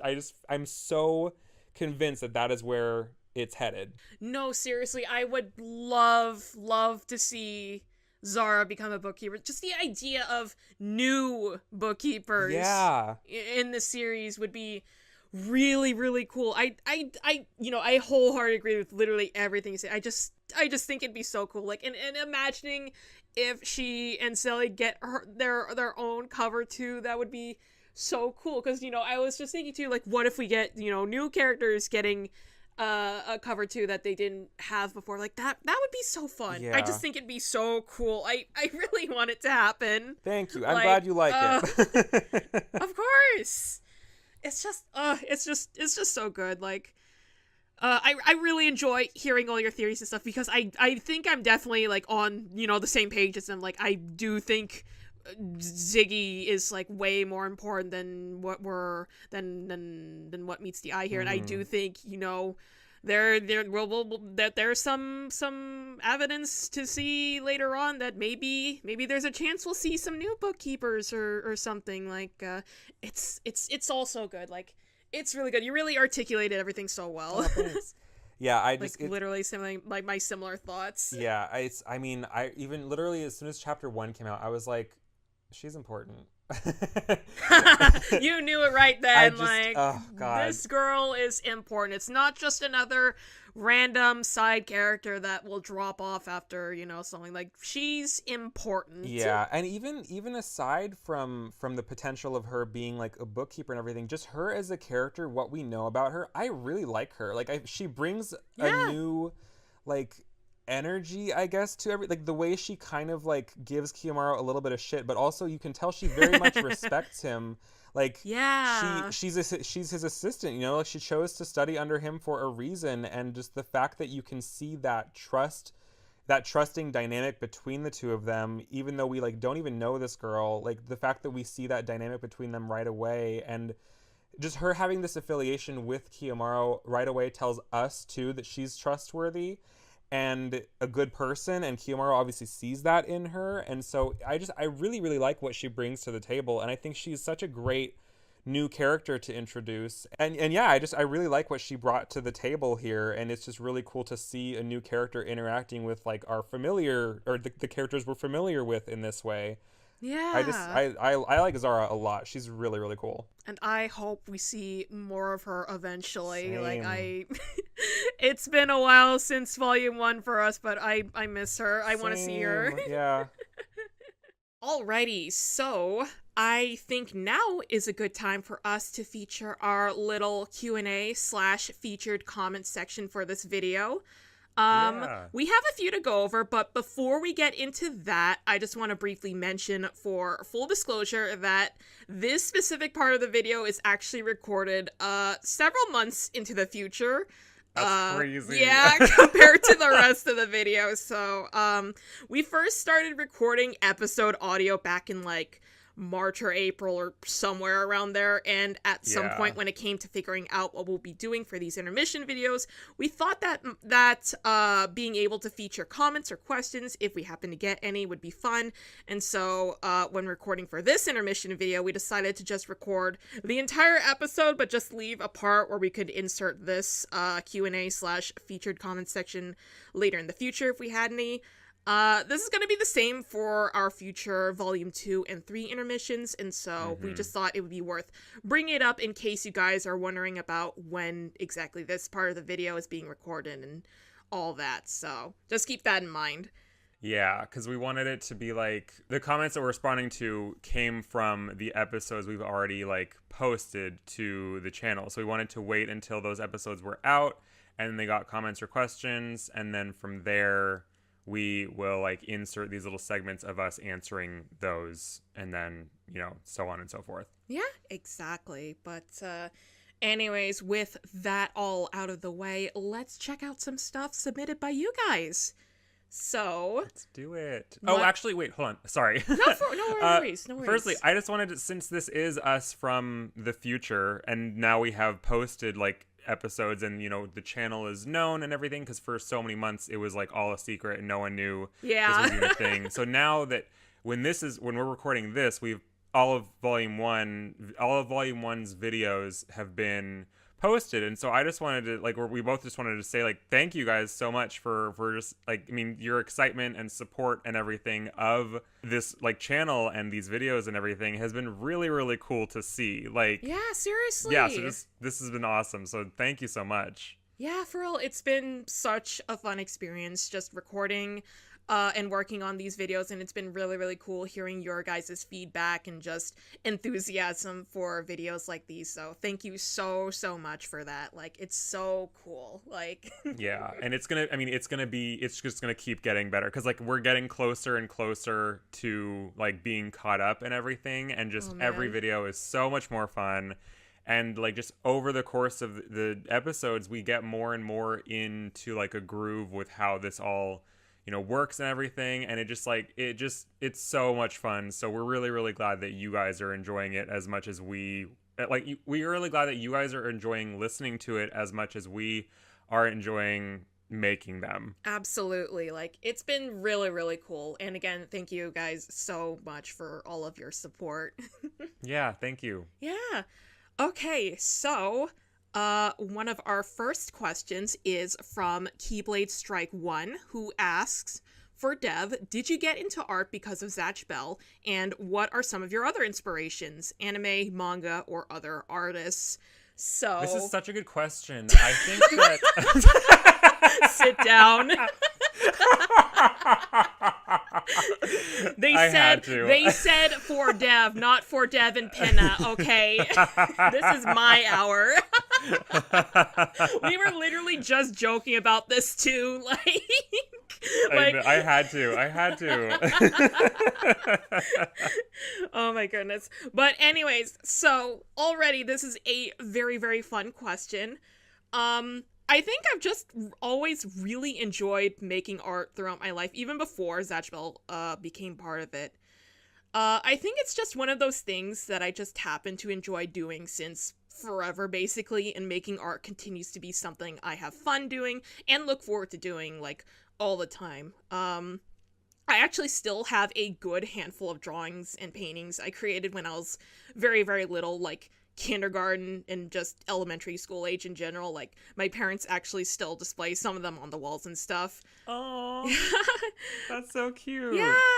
I did mention this in my introduction portion back in episode 0, but I do remember having seen a little bit of the anime back when it had aired in the US in the early 2000s, so 2004 or 2005, and at that time I was in elementary school. But what's funny is that even though I did draw a lot even back then, I actually didn't start drawing anything Zatch Bell related until I remembered the series again when I was in high school, which again is pretty funny because you'd think I probably would make art of Zatch Bell even way back then, especially when I was obsessed with one of the video games for it too, but I just didn't for whatever reason. And, it's not like I never had drawn stuff from shows or books or games before either, because I remember as a kid drawing Naruto or Sonic characters or even random Pokemon too, because I was just really big into those things, but I honestly never started making any Zatch Bell drawings until way later on, which is kind of crazy. So while I didn't get into art because of Zatch Bell still has a big impact on my art journey, I feel like. I almost never drew backgrounds whenever I was making art as a teenager because of how intimidating that can be, and sometimes I just don't have any good ideas or inspiration for that. But I think because of how I just wanted to make even cooler fan art for the series for fun, that kind of helped push me into experimenting with lots of different things with my art, and ultimately helped me slowly figure out my overall art style and stuff like that. In terms of other artistic inspirations, so one of the first things I'd have to say for that has to be MapleStory for me. For those that don't know, MapleStory is an MMORPG from the early 2000s that's still very alive and very active to this day, and I must have started playing it back when I was 11, 12, or 13, somewhere around there. And I've been playing it here and there throughout the years, and I'm pretty active on it nowadays, actually. If anyone listening to this also plays, I have a lot of characters I work on leveling in Hyperion. That's my main server now, but anyways, it's a game I've played a lot since I was a kid, and I've always really admired the overall art style and art direction for it. I just love looking at the different official illustrations for the game, and even a lot of the very, very early illustrations for it still hold up really well to this day to me, because it has this sort of timeless feel to it I can't describe. Again, I just love the overall art direction, and I love a lot of the character designs. I love the look and creativity going on behind all of the different maps and monsters and so on. I remember I used to draw a lot of my in-game characters, as well as sometimes art of my friends' characters too. But yeah, I just love how colorful and just how fun the artwork for the game all looks and feels, and that kind of vibe is something I really want to try and convey through my drawings too. Again, I really admire the environmental design especially, and I love just stopping and soaking up what I can from all the different places I'd see in the game. The whole game just has an art style and vibe that just really, really appeals a lot to me personally, and I just think it's so cool. Another source of inspiration for me is actually the cover illustrations for the Sonic the Hedgehog comics, both the Archie covers as well as the current IDW covers.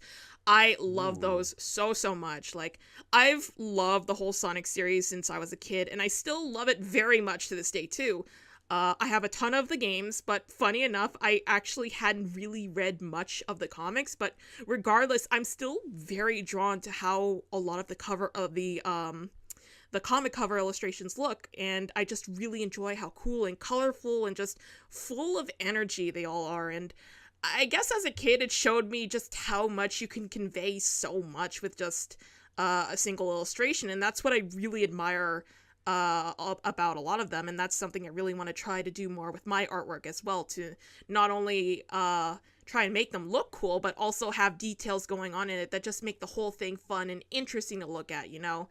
I hope that makes sense, but anyways, on that same note with comic covers too, I also want to say, I also love admiring manga covers or just the colored illustrations made in general by the creators of these different manga books too. I think to name some examples in particular, I really love the illustrations made by the creators of series such as Cardcaptor Sakura and Dragon Ball. Like, both of these series have incredible artwork behind it, and I really do often find myself just getting lost and looking through a lot of the work created for those series. Like, I just love the creativity behind these illustrations, and again, just how much fun it looks. And again, that's something I'm still trying to work on and trying to capture more in my art. I just think all those works of art just really cool. There's of course a lot of other games and anime and other stuff I enjoy that I have felt inspired from, but these in particular I feel like are the most notable examples that I can think of right now. Sorry if this was a little long, it's just a lot of me rambling, but I hope that was enjoyable to listen to still, and I hope this answers your question well enough. So but yeah, thank you so much for the question. That's pretty much my sources of inspiration and everything. I think it goes without saying too, of course the question is asking about like other sources of inspiration, but I gotta say too, I really admire Raiku's illustration work too. Like, of course for Zatch Bell, but I also loved the illustrations he had made for his other series like Animal Land and Vector Ball too. I love the color. I loved his like color work in general. It just looks really cool. Yeah. But yeah, that's pretty much my take on all that. Again, thank you so much for the question. Our next question comes from Brenner Cho Chen, who asks, which characters from the first series are you looking forward to showing up, and what interactions do you want to happen? So, another great question right here. You already know what I'm gonna say. I can tell. But, okay, so, at this point in the sequel, in the chapters we covered so far, I so very badly need to see Sunbeam again. Like, I don't just want to see him, I need to see him, okay? Like, Kafka Sunbeam is my all-time favorite character. Literally nobody else compares, and I've been crazy about him since first watching his debut episode in the anime, when I had my whole Zatch Bell Reawakening era back in high school. I just fucking love Sunbeam, and of course, I also very much love Ponygon as well, which makes them my favorite team of all time. Like, I absolutely love the bond between them, and I just love seeing what they can do in a battle, and they just make such an incredible team, and there's so much I can say about them, and maybe someday I'll have my own standalone video where I talk about them for 10 hours, whether anyone asks for that or not, who knows. But anyways, from the moment we knew we were getting a sequel, I was immediately thinking about the fact that I am finally going to see this man again after so long. I'm so incredibly anxious to see him again, but at the same time still, I was ready to play the waiting game for him because I knew in my heart that with the announcement of a sequel series, we absolutely will see him and Ponygon again eventually. Like, they are way too important of a team for Raikou to just not bring up at all in this story, and so it's 100%. All just a matter of time, and by God, I'm here, I'm sitting, and I'm ready and waiting for them. Like, oh my God, like, they are gonna show up. Like, I couldn't wait. And speaking of Sunbeam 2, by extension, I also so badly want to see Elle again as well, because I need to know if the two of them are still living together and if they're, you know, like an actual official couple by now too, because like I just really want to see that happen so incredibly bad. Like I know the anime has had moments where they held hands or are blushing around each other, but we really don't get that in the manga from what I remember. Like maybe just some shots of them together and then of course them living together by the very end. And so I just need to know what's going on with them, honestly. Like I just think they're both so cute together. Like personally, if Sunbeam wanted me to live with him, we'd be getting married the very next day. And so I'm like, there's no way they're not like together right now. Like, let's be 100% real here. I know this. Like, come on. That's so funny. But anyways, though, like, I just really want updates as to what's going on with them, and just in general, I want to see Sunbeam so bad. Like, he really is my all-time favorite, and I need to see what Raikou is going to do with him when he returns. Like, it's all so exciting for me to think about. Like, I know he's gonna have such a killer time skip design. Like, oh my goodness, I'm gonna go crazy on that. Everyone that has commissioned me has to wait until like I get all my excitement out of my system, like drawing him constantly. Like, that's what's gonna happen. I'll commission you to draw him. Please do.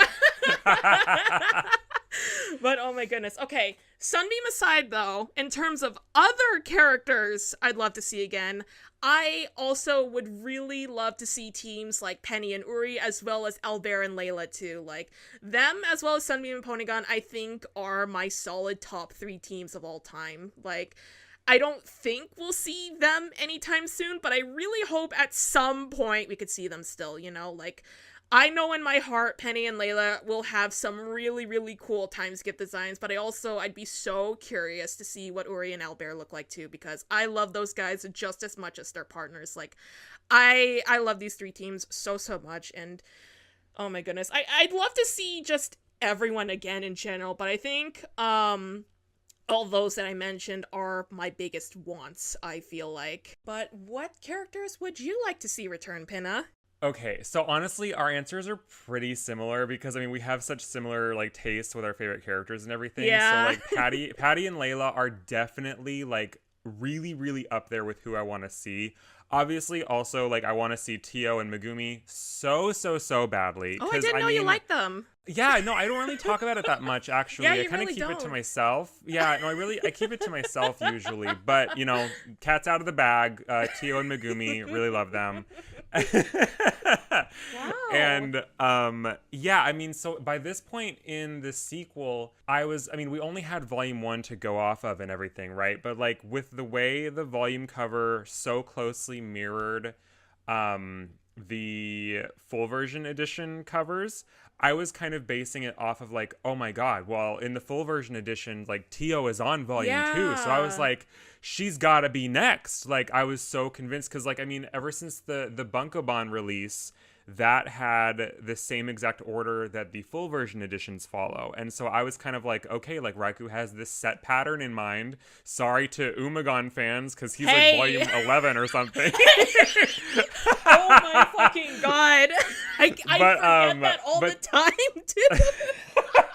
But yeah, so like I was like, okay, so Tio has to be next then. Like, she's volume 2, like she's gotta be. And so yeah, it must be nice. By this point there was no like confirmation of that or anything, but like I was dying to see her, because I mean, for years, even before the sequel was announced and everything, I always had this like kind of like fanfic concept in mind of like what I would, or like that I would play with every now and then, of like if I were to write like a sequel or a time skip like project for this series or whatever, you know, what would everyone look like and things like that. And I always had this like vision in mind for like a lot of my favorite characters and things like that, and Tio was definitely one of them. I would always think about like what she would look like and stuff. And so like now that a sequel was like official, I was like, oh my god, like we're gonna get like a canon answer for this. Like it's no longer just gonna be like a like a daydreaming type thing of like just coming up with a fun concept, which obviously is fine too, but like it was like we're actually going to get like a canon, like a canonical timeline of like her character development and everything. So I was like really, really, really excited to see her next, but also definitely Patty and Layla as well. And I mean, they kind of tie into like the second part of this question, but I'll get to that when we get to that part. But like, I mean, other than Patty and Layla though, because I mean, I love them as well so much. And I feel like given the context of the sequel now, if Layla were to come back, like it's on like even playing grounds, if that makes sense. Whereas like, because in the first series it was like she wasn't technically supposed to be a part of this battle, so that's obviously why she chose to, you know,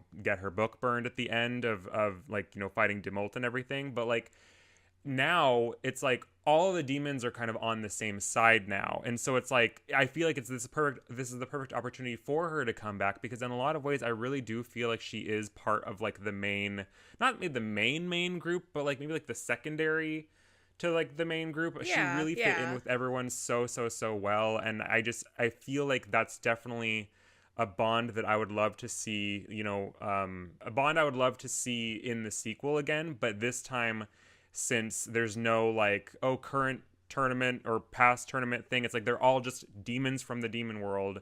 I really feel like that opens up the opportunity for her to like be a more prominent character this time around, and especially just given like the background knowledge, I guess, of like there is a character in Raiku's series Animal Land that looks very much like what I would anticipate a future, like a sequel Layla to look like. And so I feel like Raiku really likes that type of character design and everything, and since he utilized something very similar to it in Animal Land, and I feel like that kind of lends itself to an increased possibility that Raiku does plan to bring her back in the sequel, since he's kind of known to like recycle or repurpose character designs in this way.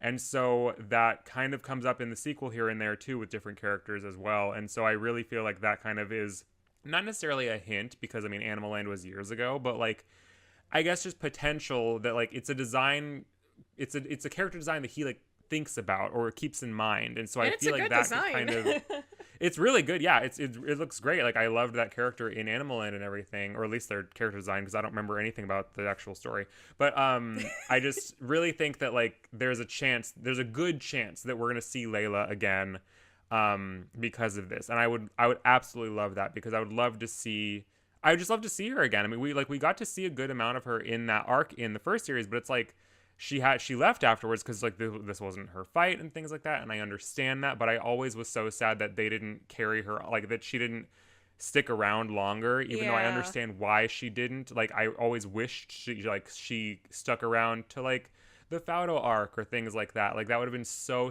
cool to see her stick around with the gang like that. Oh my god, that reminds me of like a joke that I think a joke that was brought up, like if she stuck around for Faudo arc, imagine if Albert got like the Faudo curse after everything happened in the She's like, not again. I'm sorry, I had to bring that up just because. No, you're fine. That's so funny. No, But yeah, and then also, in addition to Patty and Layla, Kid and Pamoon were also two that I really, really wanted to see. Like, I mean, kind of similar to Layla with the whole Pamoon thing. Like, Pamoon's time was cut short, and I'm so mad about it. Like, whenever I reread the first series, I get so heated when it's like right after Pamoon decides that he wants to help Gash and everything, bam, Zophis comes in and burns his book.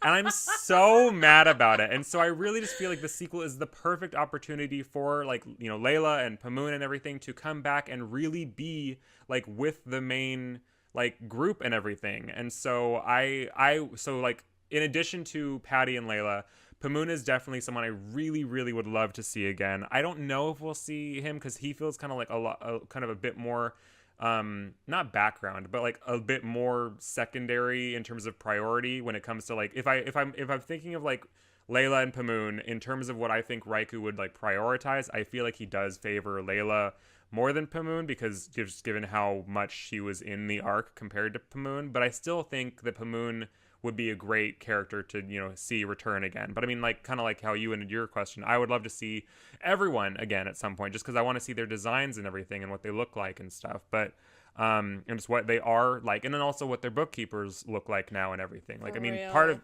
for me at least, the biggest or the most exciting part about time skips for me is character design. Like, I love getting to see what they look like now after however many years. Like, it's my favorite aspect of a time skip in any piece of media, honestly, is like what's their vibe now, what's their aesthetic like. I just really like that from like a fashion and character design standpoint.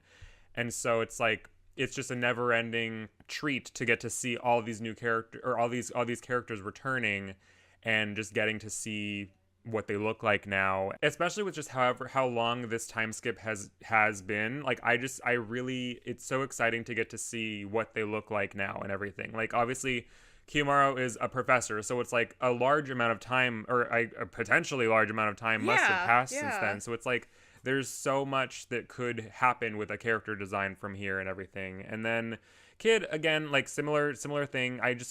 He was one of my favorites, especially like when he first, like, you know, debuted and everything. He was a favorite of mine for a long time. And so I would just love to get to see him again as well. And he's another one where I really would have liked to see him sticking around with the group a lot. Like, him and Layla and Patty were like the three I would have loved to see, like, with them somehow in the Faudo arc. Like, I would have loved to see that so much. Like, what does Patty look like after her, like, you know, little like redemption arc moment and everything, and what is Layla like in that sense and everything, and just what's Kid like now and everything. And I think those would be what was that? Patty, Layla, Kid, those would be my top 4, and then obviously Tio. Those would be my top 5 characters from the first series that I'm looking forward to showing up, or I guess hoping will show up. I hope everyone shows up, dude. Like, pretty much, yeah. I just want another picture of like the end picture in the first series, like the class photo of everyone. Like, I want that again, but with all their sequel designs. Dude, yes, I would love another one of those. That would be perfect, honestly. Literally, like, I'd be set for life if that, like, if all I ever got of like Hyde or something was a glimpse of him in like a sequel photo shoot or whatever, I'd be fine. Like, I'd be fine. And actually, that's another. Okay, I'm so sorry my answer's taking so long. No, but dude, like, I rambled for Sunbeam for like 10 hours already. But that's another character. This is actually one I have thought of, because okay, so with Hyde, he's not in the okay, well, hold on, because I know people are gonna be like, hold on. He is in the manga. But at the very end, during like the Clear Note arc and everything, Raikou kind of like throws him in like the background, and we see him in a couple of like the epilogue, like chapter thing, or Gaiden or something, or one or the other, or both. I'm not sure. So we see him at the very end, but he's not in the beginning of the series like he is in the anime. And for anyone who like doesn't know or anything, he was created for the anime, but Raikou is the one who designed him. So I feel like that is why Raikou included him at the end in the manga, because that's kind of like Raikou's way of like acknowledging Hyde's existence and everything, because like he is one that Raikou designed, whereas there are some demons in the anime that Raikou did not design, and then there are some like in the movies, or with Hyde's case and everything, where Raikou is the one who designed them. And so that's why those are the ones that show up in the manga, like in little cameos in the background and everything. But I just personally think it would be really cool if, since Hyde was canonized at the end of the first series, I think it would be really cool if Raikou kind of used that as an opportunity to like integrate him like at least a little bit more in the sequel, and getting to see him in the sequel. This is kind of more of a pipe dream like character for me than like Layla or Patty or Kid, where I feel like there's definitely a real possibility of those happening. Hyde, I see it happening a lot less, but I do think it would be a really cool opportunity for Raikou to have him in the sequel, since he did canonize him in the manga at the end of the first series. I just think it would be really cool to get to see him in the sequel as well, and just see what manga Hyde is like. But I mean, I don't necessarily think that would happen, but I think it would be really cool if it did happen. Yeah, like, why not? Like, that, like you said, it would be cool if it happened, but honestly, you have some, like, really, really solid picks. Like, at the end of it all, again, as it was mentioned, like, I would just love to see everyone at some point. Like, Yeah. I'm strapped in for the sequel to the very end, so. Yeah, I mean, show me Ikageso, show me Min. I don't care. Like, I want to see them all. Normal Zatch Bell fans would be like, what? Like, who the fuck are you talking about? Who the fuck is Ikageso? Show me Bobby Roode. Oh my god. Why not, honestly? Why the fuck not? We have another chance to continue the story. Why the fuck not? Put whoever in here, literally.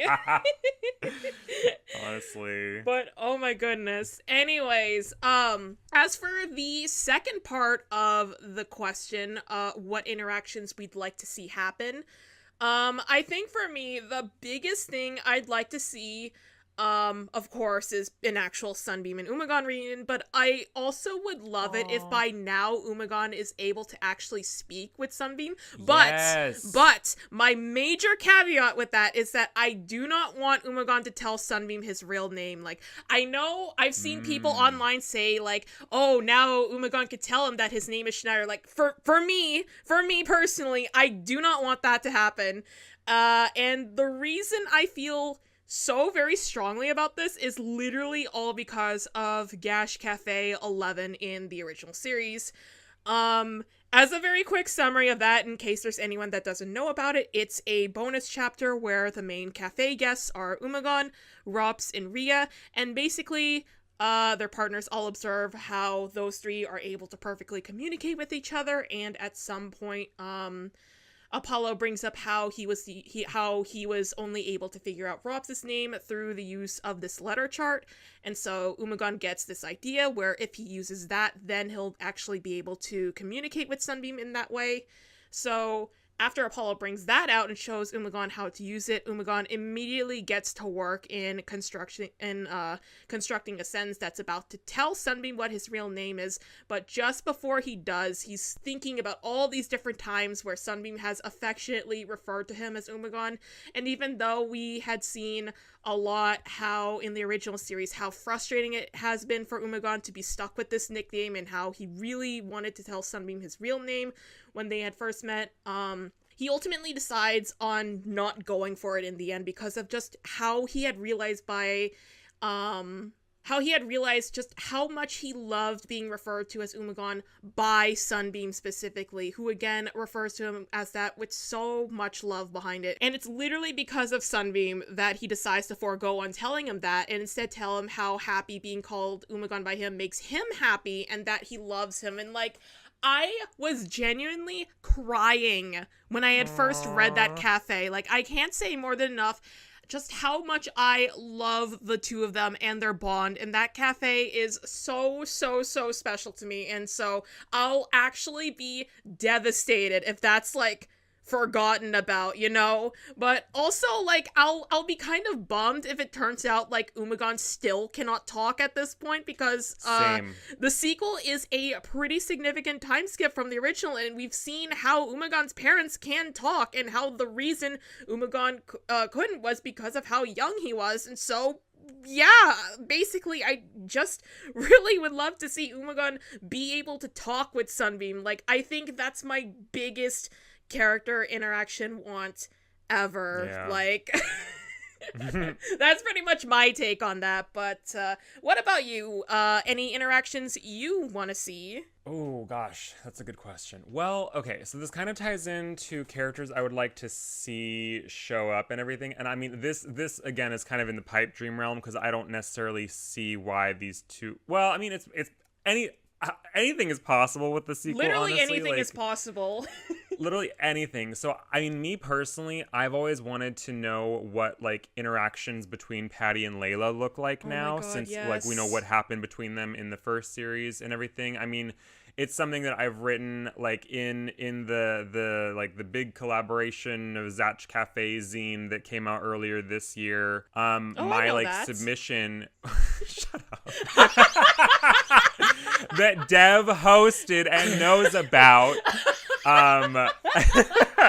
My submission was a written like segment of like a Gash Cafe where Patty and Layla kind of like reconcile, or I guess Patty, you know, apologizes for everything that she put Layla through. And I just really like redemption arcs and redemption stories for characters and everything. Obviously not everyone deserves a redemption, like, you know, plot and everything, but I really like them in media, so I would love to get to see what Patty and Layla's dynamic is like now.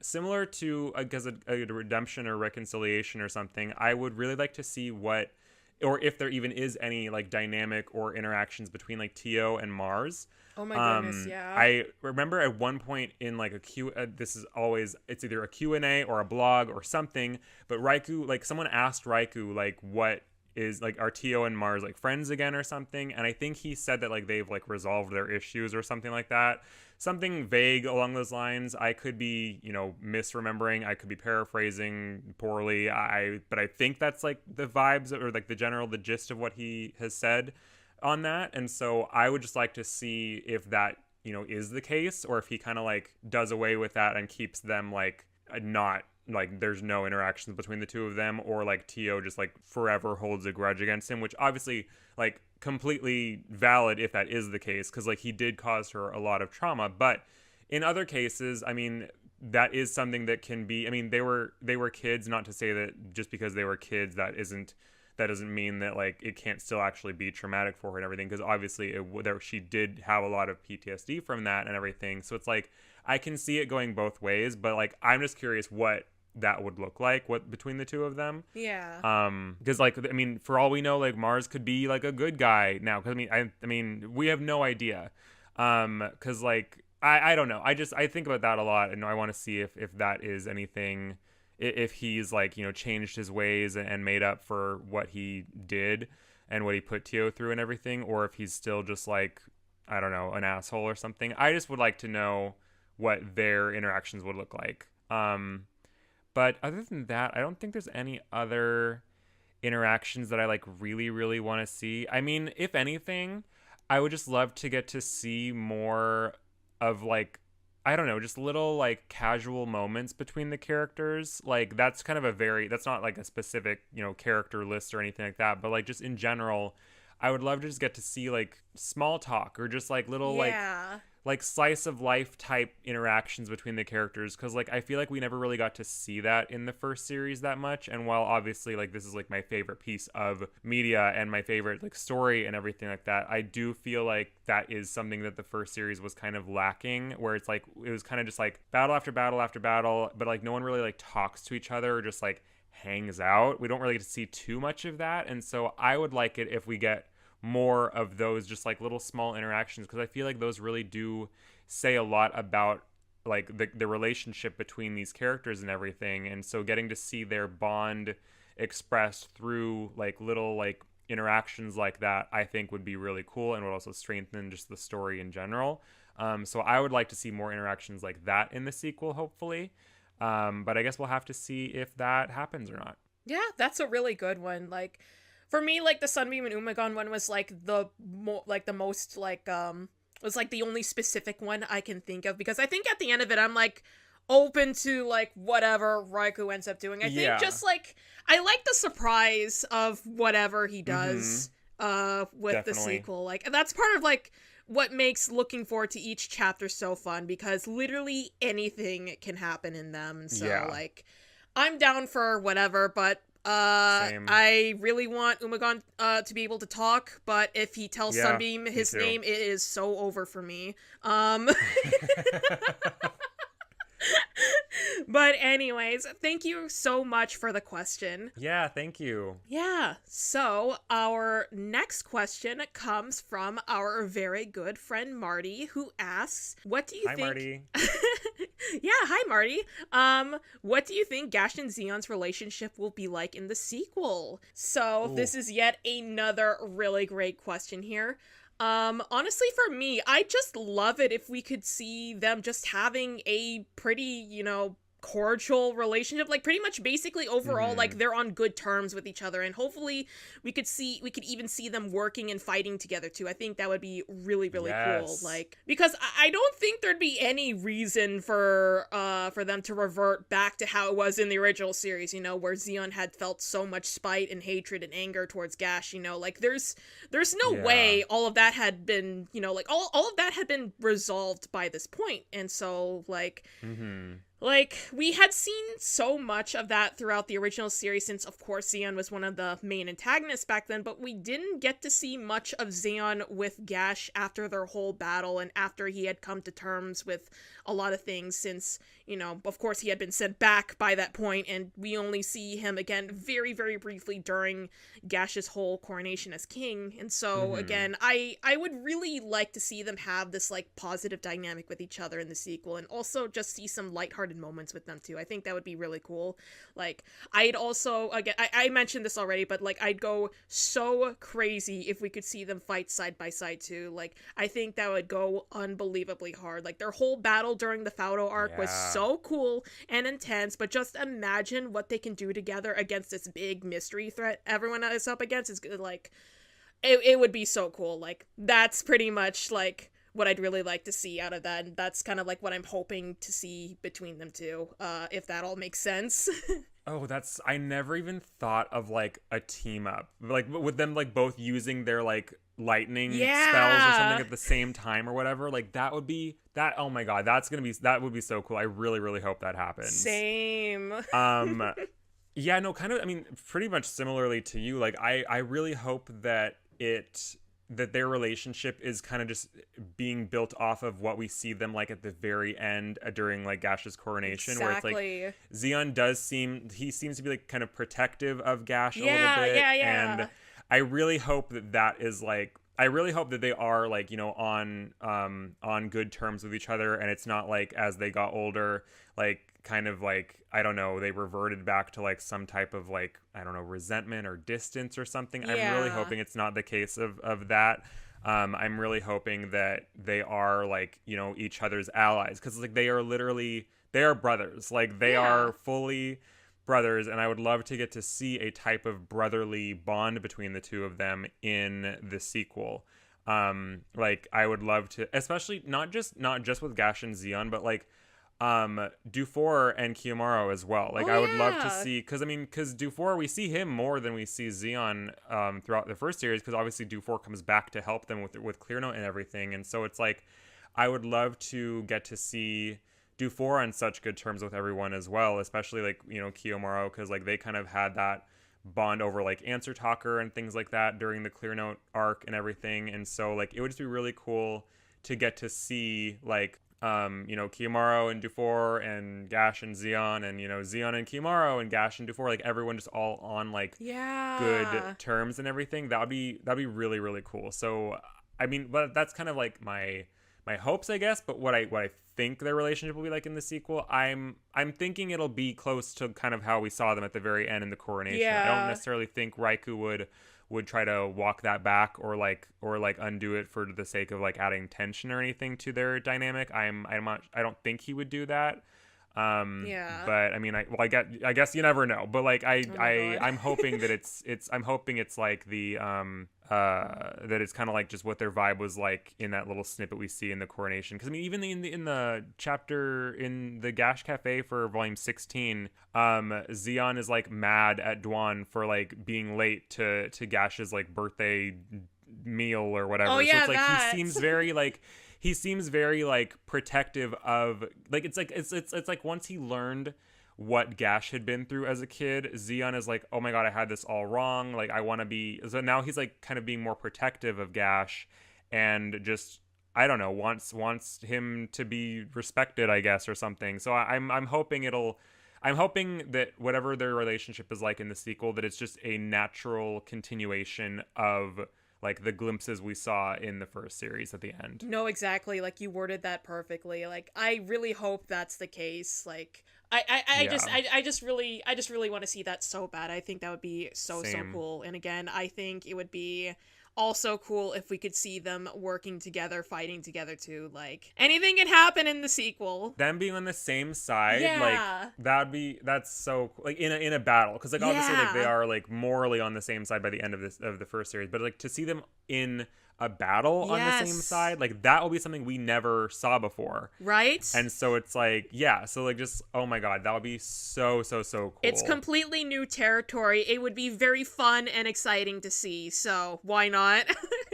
I really hope we can see that. I'm excited to see him again, and I hope him and Gash have like I hope he and Gash have a really good relationship with each other. And I think that's gonna be the case. Like, again, I don't see any reason why it would revert back to the way it was. Like, I'm like, this Yeah. is my answer. Like, I'm locking in on this one. Like, this, like, Yeah. I really believe that it's gonna be like a continuation of what we had seen from the original series. But yeah, thank same. you so much for the question. Yeah, thank you, Marty. Glad you Yeah. like these episodes. Really appreciate your support. Shout out to Marty, a real one. Honestly, though. Okay, so lastly, we have a comment from another one of our good friends, Thoughty. Hi. Another real one. Another Hi, real Thoughty. one. Hi, bestie. Who says, it's really fun seeing a video series on the sequel. Like, it's so fun to refresh in previous chapters / all the hype / and theories at the time these came out. Also, just how passionate and fun you both have when doing these videos. I'm especially excited to see if y'all are going to do new art / background color for the next volume. Looking forward to seeing volume 2 videos. So... Thanks, Thoughty. Yeah. That's so sweet of you. Thank you so much for the incredibly kind words. Like, it really does make me happy hearing how much you've been enjoying these videos and how it's been helpful in refreshing you on some details and stuff, because honestly, it helps me Same. too whenever I listen back to these as well. Yeah, no, literally, like, as I'm working on the summaries, I'm, like, noticing details I did not pick up on before when I'm, like, just skimming through the panels or just, like, or reading the chapter, like, myself and everything. Like, there's just so many details that I don't pick up on unless I'm, like, writing about everything that happens. And I'm just like, oh my god, this is so, like, intricate and in-depth of Raikou to do. Yeah, And for it's just, real, like, it's crazy how I don't even see it until I'm writing about it. For real. Like, oh my goodness. And also, like, I'm really glad to hear that you're able to hear how excited we are as we're talking about things too for these videos, because like I said, talking about the series never ever gets old for me. And on it, like, literally, Thoughty, you should know this because, like, you were there for my whole Zatch Bell reawakening. You caused that for me in high school. Like, context for You're everyone the catalyst, Thoughty. You literally are the catalyst. Literally, context for everyone listening. Like I met Thoughty in high school. Like, I know this girl. She reminded me. This girl. She reminded me of this fucking series. Like, she's the one that started everything for me. Like, That's so funny. she, like, caused my whole Zatch Bell reawakening, and, like, there has never been a dormant period ever since. Like, literally, you of all people should know that I don't get tired of talking about the series because we have been talking about it, like, amongst ourselves since high school. You should know this.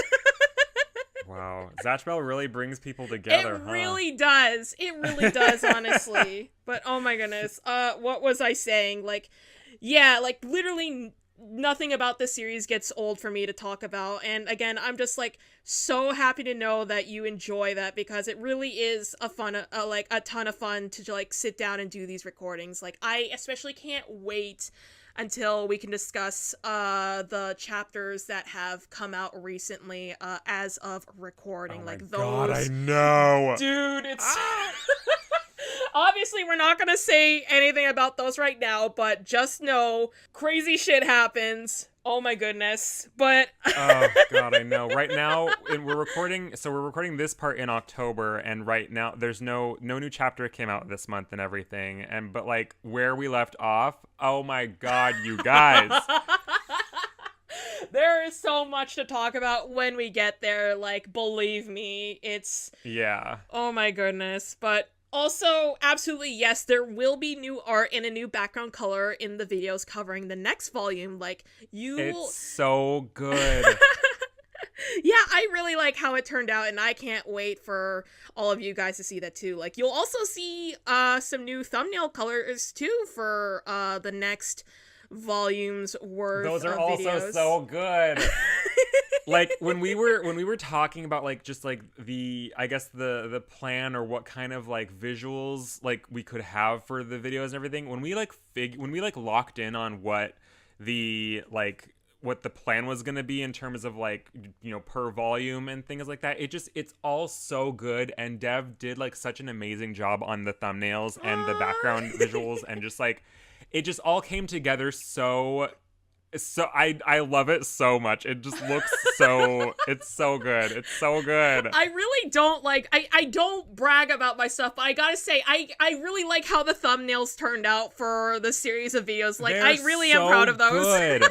Like, if I was a fan, well, I mean, I'm a fan of the series, obviously. But if I was a fan of the series, if you were a fan, if I cared about Zatch Bell, no, if I was a fan, like outside of like, because I mean, a lot of what I approach anything like creatively that I do, and I feel like you're the same way, is like I create what I would want to see if I like as a fan of the thing. yeah. And so it's like we kind of approach this as like if we weren't making these videos, what would we want to see as fans of it and everything? And so we kind of like worked on it in that sense. And obviously all of the art, like the artistic and visual side of things, that's all Dev. But like it's just it's just so cool, like, because I'm a fan of the series and I'm getting to see what she's creating for these things and everything. And it's like, I know if I was not attached to this project whatsoever and I saw that thumbnail on YouTube or something, immediate click. Like the thumbnail, and then also the time, like the duration of how long these episodes are. If I saw one of these thumbnails coupled with like hour 49, I'm like, oh my God, like I'm alive. Like that's crazy. It's so good. It's so good. If like you said, if I wasn't attached to this project at all, and if I was on YouTube one day and I saw like a Zatch Bell thumbnail that was like, you know, like you said, hour 49 or whatever long, like like, first of all, Zatch Bell jump scare moment. I never expect to see Zatch Bell on my recommended. Never happens for me, but like if I saw that, like you said, immediately, it's an immediate click.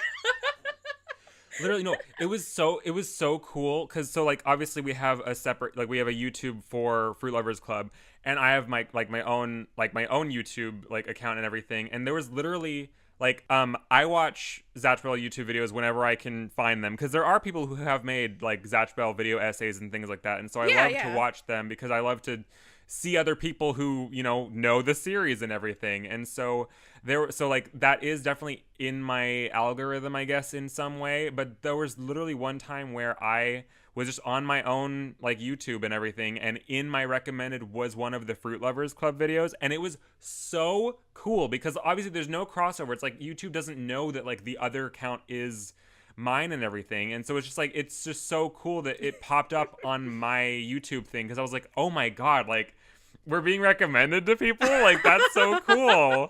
We're out here for real. We're in the Konjiki no algorithm, like that's crazy. Oh my goodness, exactly. But yeah, expect to see some new thumbnail colors soon for our next video, which I think may come out like it'll come out soon. It'll come out soon, but expect new thumbnail colors, expect new background color, expect new character art, and that's kind of like what we're gonna end up doing for all these future volumes, which I think will be really fun. But oh my goodness, so cool. And thank you so much, Dev, for your artistic contributions to this. Like, I mean, there would be no visuals without you, so it's really awesome. There'd be no visuals. It wouldn't. I mean, it literally would it'd be a black screen. Obviously, you contribute more to it than just your art. Obviously, like you're a co I'm right everything here. to this.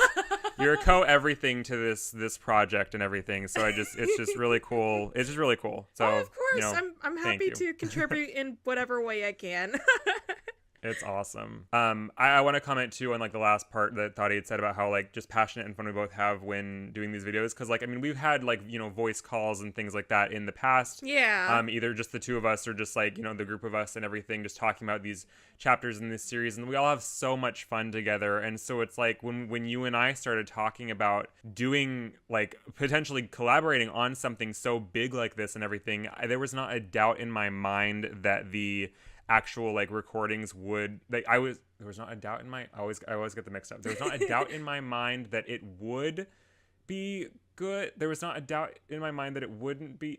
Whatever. I knew that it was gonna be good because like just how our dynamic is when we just are in voice calls hanging out and everything like that. Oh, like yeah. I knew like I just feel like we all of us like I just feel like we all like bounce off each other like really well and so organically and everything. Yeah. And like this is like it's just like such a great formula for these episodes, I feel like, because of how good of friends we are and how much we both love the series and just how much fun we do have just regularly when talking and everything. I feel like that all lends itself to how fun these videos are for us to like make and, you know, listen back to, because we have to listen back to them several times when we're editing them and everything. And so it's just like, but I never get tired of it. Like when I'm editing the audio or doing one of the videos that I'm doing or whatever, like I'm literally like so many times I don't realize that I'm like smiling the whole time because I'm just listening to us having a conversation. And it's just like, it's just so much fun. And I really, really love that we are doing this together. No, for real. Like these have, like I said, these have been a ton of fun to do the recordings for. And